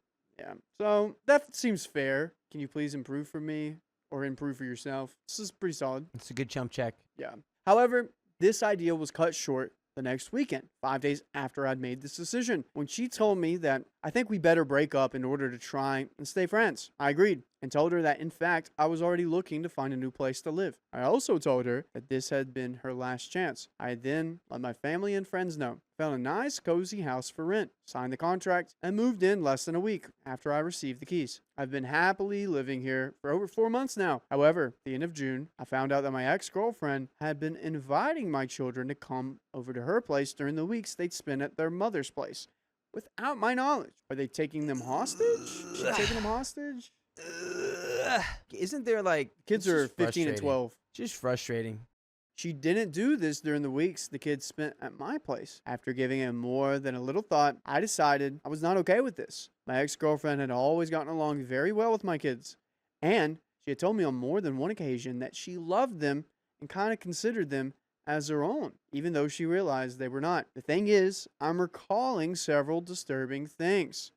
Okay. Let's get disturbed. One time, we were short on money in our joint bank account for shared expenses. I told her I wouldn't be able to cover shared costs from my own money, as I did pretty much every month, because my daughter was ill and I needed my money to take her to a doctor. She then offered to take my daughter to a doctor and pay for it if I would cover the shared expenses, to which I agreed. Then at the moment of the doctor's appointment, she refused to take my daughter on account of a fight we had shortly before. I was out of cash, my daughter was ill, and I couldn't do anything. So, bad mom alert, letting your pride in a fight stop you from actually just having your daughter be medically taken care of. That's crazy. That's crazy. Because we're talking about the ex-wife. Yes. We're talking about the ex-wife. I see some comments be saying that the girlfriend. It's the ex-wife who has invited the kids. But I think, is it the current girlfriend who brought them over? Did the kids go over by themselves? I think she's inviting them over. Okay. Yeah. So, another time, she let my daughter sleep in an unheated bedroom when she was having pneumonia. She never heated the bedrooms, claiming it was unhealthy. But would you think she would make an exception for a kid with pneumonia? She did not. After we broke up, she gave me 4 weeks to move out. I told her I would move out as soon as I found a new place to live, but I couldn't make any promises on how long that would take. I've never been one to make promises if I'm not sure I can keep them. Also, I was putting great effort into finding a new place, checking every real estate website I could think of and reacting to anything that seemed remotely suitable. I even offered to keep her updated on this. Told her I realized it was far from ideal and asked her to let me stay longer than 4 weeks for the kids' sake, under the conditions that I could prove I was making sufficient efforts to find a new place. My friend had offered that I could stay at his place to bridge the housing situation, but this was something I wanted to avoid at all if possible, because there was no room for my kids, meaning they wouldn't be able to stay with me. She cold-heartedly rejected my request, claiming the kids could stay with their mother. After 5 years, not a little bit of mercy. I'm confused. I got the Cobra confused. Kai route. I- You're confused. What's up? He's recalling some instances of what But this is the ex-girlfriend Yeah. and not the ex-wife. ex-girlfriend. The ex-girlfriend's not in charge of your kids. Yeah. Why? She What are we considers doing? them.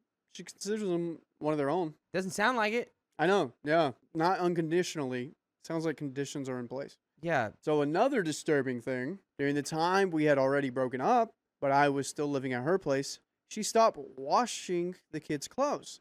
To clarify, we used to share household chores when we lived together. I'll admit that she did more around the house than I did, because I worked full-time and she worked part-time. 1 week out of 4. Interesting. But we had our chores, which we did. The laundry had always been one of her chores. After breaking up, I kept doing my chores. We weren't a couple anymore, but we still shared a household for the time being. So it seemed pretty self-evident to keep doing the household chores as we had been doing for 3 years. At some point, I noticed she had stopped washing my clothes, which I found sort of childish, but I figured it wouldn't be worth another fight. So I just kept my peace about Nah, it. brother, you're 1,000% in the wrong for that. You guys you're in the wrong broke for that up and one. you think she's still going to do your laundry? Are you crazy? I also I- would immediately just assume no, don't do my laundry. Yeah, Whatever. We're basically roommates now. We're just strangers yeah. living in an apartment. Keon's not going to do my laundry. He's my roommate. Unless if you ask nicely. You Well, do my laundry? Yeah. if I asked him extra If you nice. paid me, Not roommates. not roommates. Noted. So, sometime later, however, I noticed that she had also stopped washing my kids' clothes. This is where I drew the line. Not wanting to do stuff for me, I could understand to a certain degree, but this was between me and her. Leave my kids out of it. They are no part of it. We have an edit. Her not washing the kids' clothes is weird because she keeps inviting them over. If she didn't invite them over, I wouldn't think this is weird. You should clean your own kids' stuff. But the fact that she still kind of wants a relationship with them, but isn't willing to clean up clothes, that's what feels weird to me. You have an ex. This is not your girlfriend. It's your ex. Of course, she's not going to do your kids' laundry. And it's like, she's like inviting the kids over to her place. Bro, you both live there. Yeah. She's inviting them to your place, too. All right, so we got to edit. I know this makes me feel and look like a entitled office cleaner, but the thing is, while she had stopped doing the laundry, except hers and her son's, she still expected me to cook for them and do their groceries. In my world, this should be a two-way street. I'm not upset about her no longer doing our laundry, but I'm not okay with me still having to cater to her. These and some other things most certainly don't show affection towards my kids. She claims to love them as much as her own son, but her actions show something different, and actions speak louder than words. Words not backed up by action are manipulation. Whoa, that's a bar. That's a bar. I don't know why she kept inviting my kids for happy fun time at her place, but it's clearly not about affection. The most logical explanation I can come up with is she wants to slowly poison my kids against me. She has tried to manipulate me before, sometimes with success, sometimes without success. And with success and great detritude, you can go to your favorite podcast platform, search up OK Storytime on iHeartRadio, Apple, or Spotify, and listen to more stories just like this. What are your thoughts about manipulation? Mind manipulation. Take care of your kids, bro. Yeah. Both of these women, I guess, don't take care of your kids. Yeah. Because the hospital thing. The ex-wife does take care of the kids. But then why you ask your ex-wife for money to take your daughter to the hospital, bro? Yeah. What are you doing? That is weird. I think it was a weird couple of 4 weeks there whenever you found your new place, and you should kind of let it go and say, I'm not comfortable with you being around my kids. Yeah, that's what I would do. You say it's over. For real skis. I feel like I need to protect my kids and myself against her. I want to move on with my life, and I owe it to my kids to provide them safety. This includes not letting a vengeful ex-stepmom sharpen them into a weapon against their father. I've discussed this with my mother and stepfather, and they completely agree. I've asked, only asked, not required, my children not to go to her place anymore and avoid contact with her. I explained the reasons behind this request, as I have done here, and while they feel sad about it, they understand where it is coming from and agreed not to spend time with her anymore. Still, I'm full of self-doubt, which isn't new to me, so I'll let all the good people of Reddit do the judge. Am I the a-hole for asking my kids to avoid contact with my ex-girlfriend on account of signs that she just wants them to be against me? No, you are not the a-hole. You gotta look out for number one, which is you. My husband's ex-wife kept their daughter away for years, and now she's changed her mind. Bring her back. So, let's go back to 2020. That was a fun year. No. Uh, My husband was deployed from November of 2019 to October of 2020. He, Ethan, and Vanessa had Lila in January of 2019. So Ethan wasn't able to get much bonding time with his daughter before deployment. Vanessa decided that she couldn't just be somebody's wife forever and wanted a divorce. They split in March of 2020. What a time to do that. yeah. By the way, this comes from user Reina0719, and if you want to submit your own stories, go to the r/OK Storytime subreddit, and OP says he sent her about $450 on the 1st and 15th of every month to cover food and other needs, and he would even send extra if needed. She also blew thousands on his military travel card that he had to pay back, about $4,000 to $5,000 in a short time frame, which got him in trouble with his chain of command. Ethan and I met at the very end of June 2020. Because he was still deployed and couldn't get the divorce finalized, Vanessa calls me his mistress to this day. I saw him every month during the deployment after we met. Vanessa never once brought the baby down to see her father, even after he offered to pay. She was a stay-at-home mom, but insisted on working even though she made less than daycare costs. During the deployment, she stopped answering questions about the baby wouldn't answer calls, and constantly gave excuses about why she was busy. When they first separated, he asked her about a plan for parenting time in custody. Her response was, quote, "Custody will be with me. Your little plaything will never be around my kid, and neither will you, and you will pay me for your child or I will get you messed up," calling him an irresponsible man. Ugh. Okay? Not a great situation. He asked, "And that's not keeping my kid from me?" And she said, "I'm dang sure going to do it now, and if you were a real father, you'd know her shoe size." While he was deployed. Her feet Mind grow. He's like, how much is how much of her feet grown? And she's like, you would know. You'd be tracking the incremental growth. Yes, be tracking the growth, you swine. We later found out she was dating a married soldier and had him staying in Ethan's house on base. Holy projection.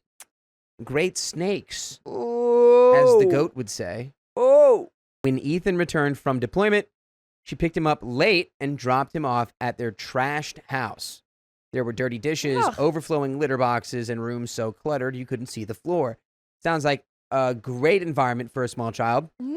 She had moved in with that married soldier while his pregnant wife lived at Ethan's base house. Ethan messaged her within the time frame she set to let her know he would be picking up Lila at the MP station on base. His words were, quote, "I will be meeting you at the MP station to pick up Lila at 1800 Friday." She replied, "No, you won't, Ethan. We're not even in the state. Have a good day. And if you'd like to see Lila, you don't demand anything of me." She then blocked him, and he had no contact with his daughter from March 2021 to June 2021. Because she blocked him? Jail. Why are you?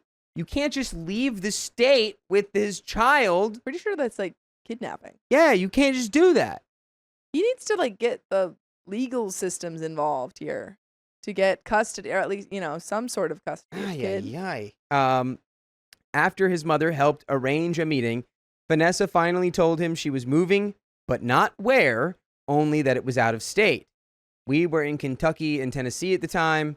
He served her a motion to enforce parenting time and requested full custody if she continued to keep the child away.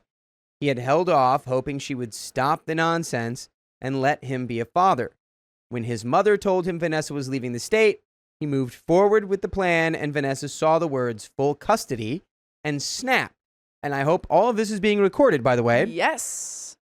She started yelling at him to get away from my daughter and that he was dangerous. She even called the police to say that he was pestering her. She stuttered, trying to say, "I fear for my safety," and completely dropped the act to say, "Huh?" when the operator asked her something. Ethan ended up leaving to keep the peace, especially because he had the sheriff there to serve the paperwork. After that day, she kept the child from him. The court hearing was scheduled, but Vanessa had recently lost a family member and had come into some money. She hired one of the best lawyers. They filed a bunch of motions, and the court date didn't even address the initial filing. Multiple court dates later, we had the time wrong by about 30 minutes and arrived late. Everything Vanessa claimed ended up in black and white as if it were fact.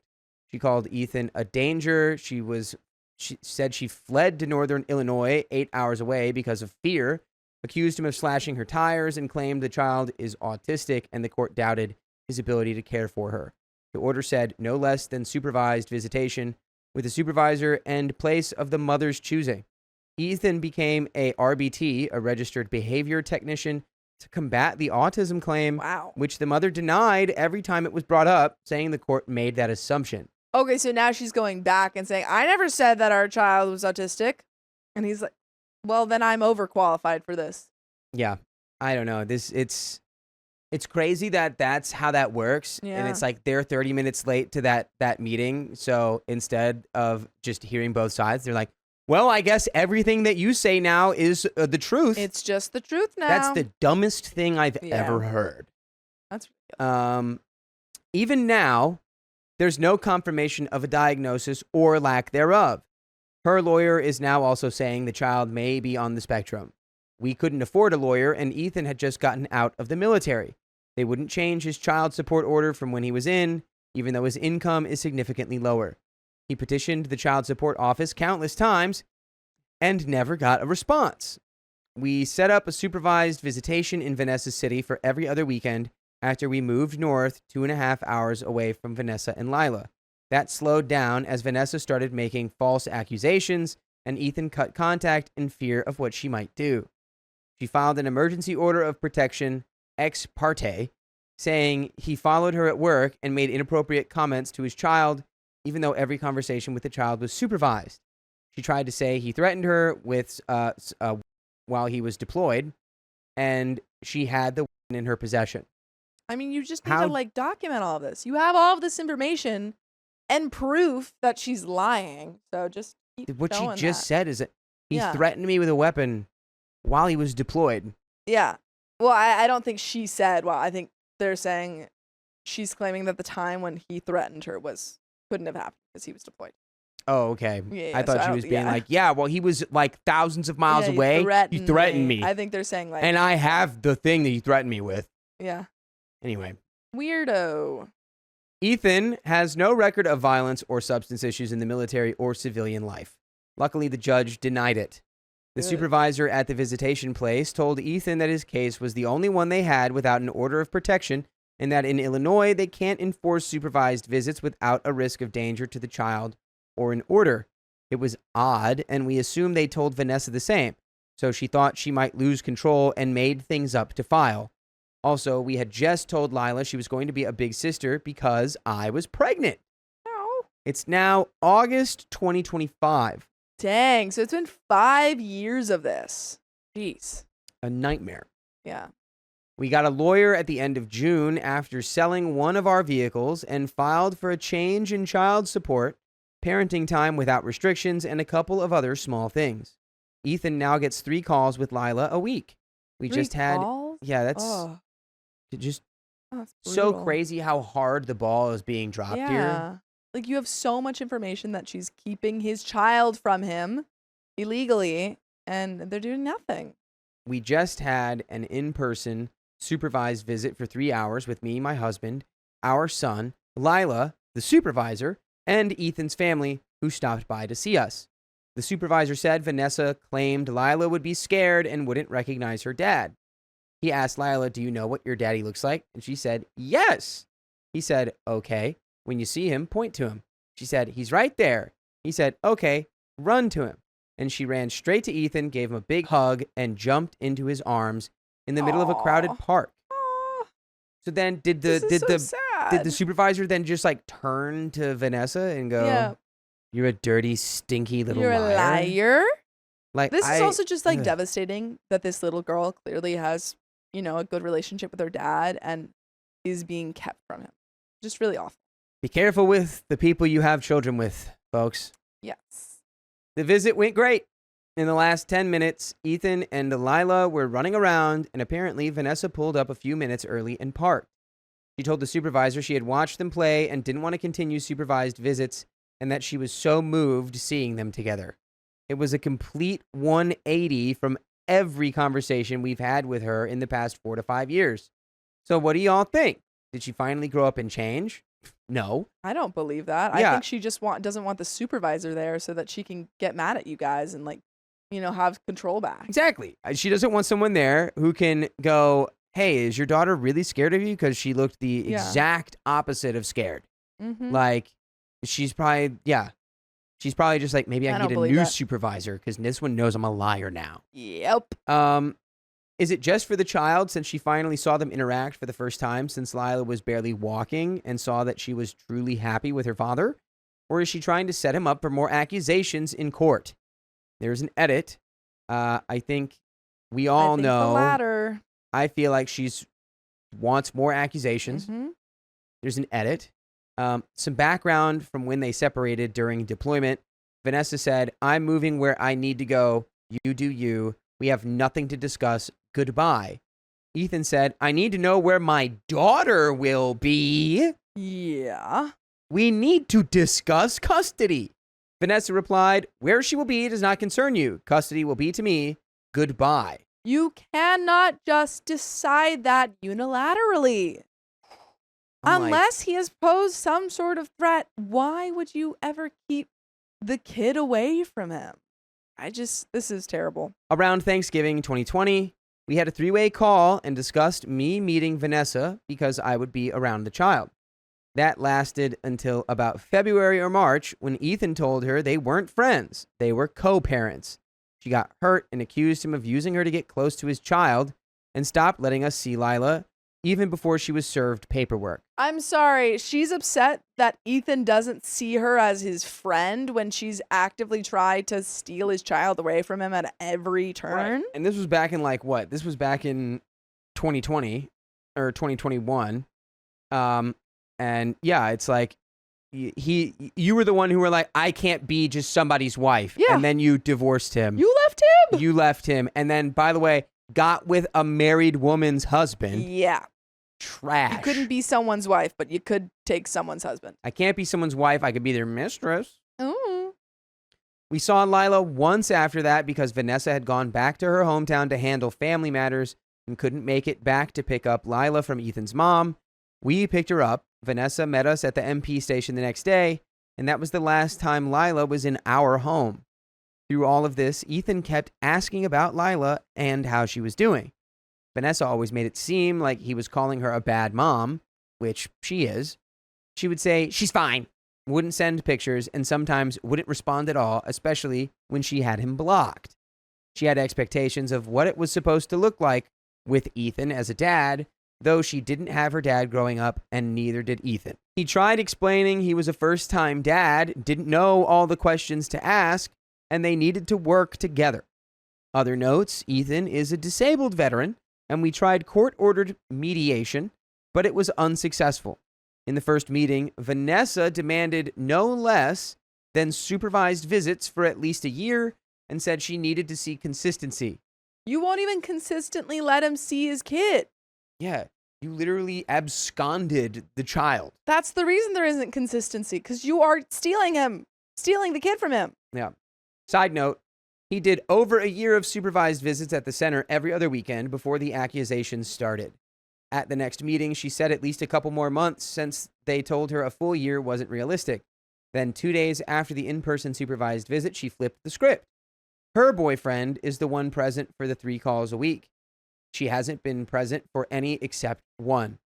She works as a nurse in a big city hospital and attends evening classes, so she trusts a man she's known 5 to 6 years at most, more than the man she made the child with.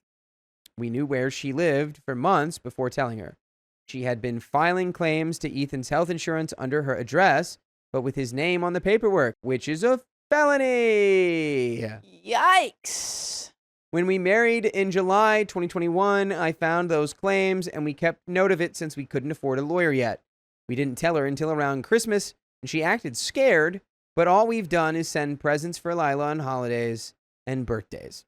And by the way, it's always a holiday when you listen to full episodes with stories just like this. On Spotify, iHeartRadio, or Apple Podcasts, just search OK Storytime, and you can listen to the full archive of stories that we have told. Wow. Oh, dang. I feel like she's doing all of this out of spite. Yeah, it's quite honestly absurd. Yeah. Someone with just a nasty little Nasty, terrible rotten person. heart. Mm-hmm. So we theorize that she's so scared now because she knows what she's doing is wrong. She's accused him of doing the things she's done herself, like deceptive behavior and keeping the child away. We only found out about the June court date that started this recent movement because we were on the county website for something else. I looked at my husband and saw he had a court date the following Monday. We found it on Saturday. After that court date, she decided to hire the lawyer and get things in motion. Now we're hoping the court finally sees the pattern and allows Ethan meaningful parenting time without restrictions, alongside a fair child support review. We're doing everything we can to make this right for Lila. And that is the end of that story. Yeah, I think that's what sickens me so much with those kind of stories is that it's the parents just like fully not actually caring what's that's the thing. about their Again, kid. she's doing it out of spite. She doesn't care about her daughter. At least, doesn't, care about what's best for her. She just wants to win. She probably just wants the check. Yes. The child support. Yeah, she wants the Ka-ching. child support. She wants to be right. She wants to She's committing shove fraud it in with his the face. medical insurance. Yeah. She just wants to take advantage of this guy as hard as possible. Yeah. And it's It doesn't matter despicable. who. Yeah, it doesn't matter who's hurt in the process to her. Yeah, including her own kid. But that's the end of that story. That is.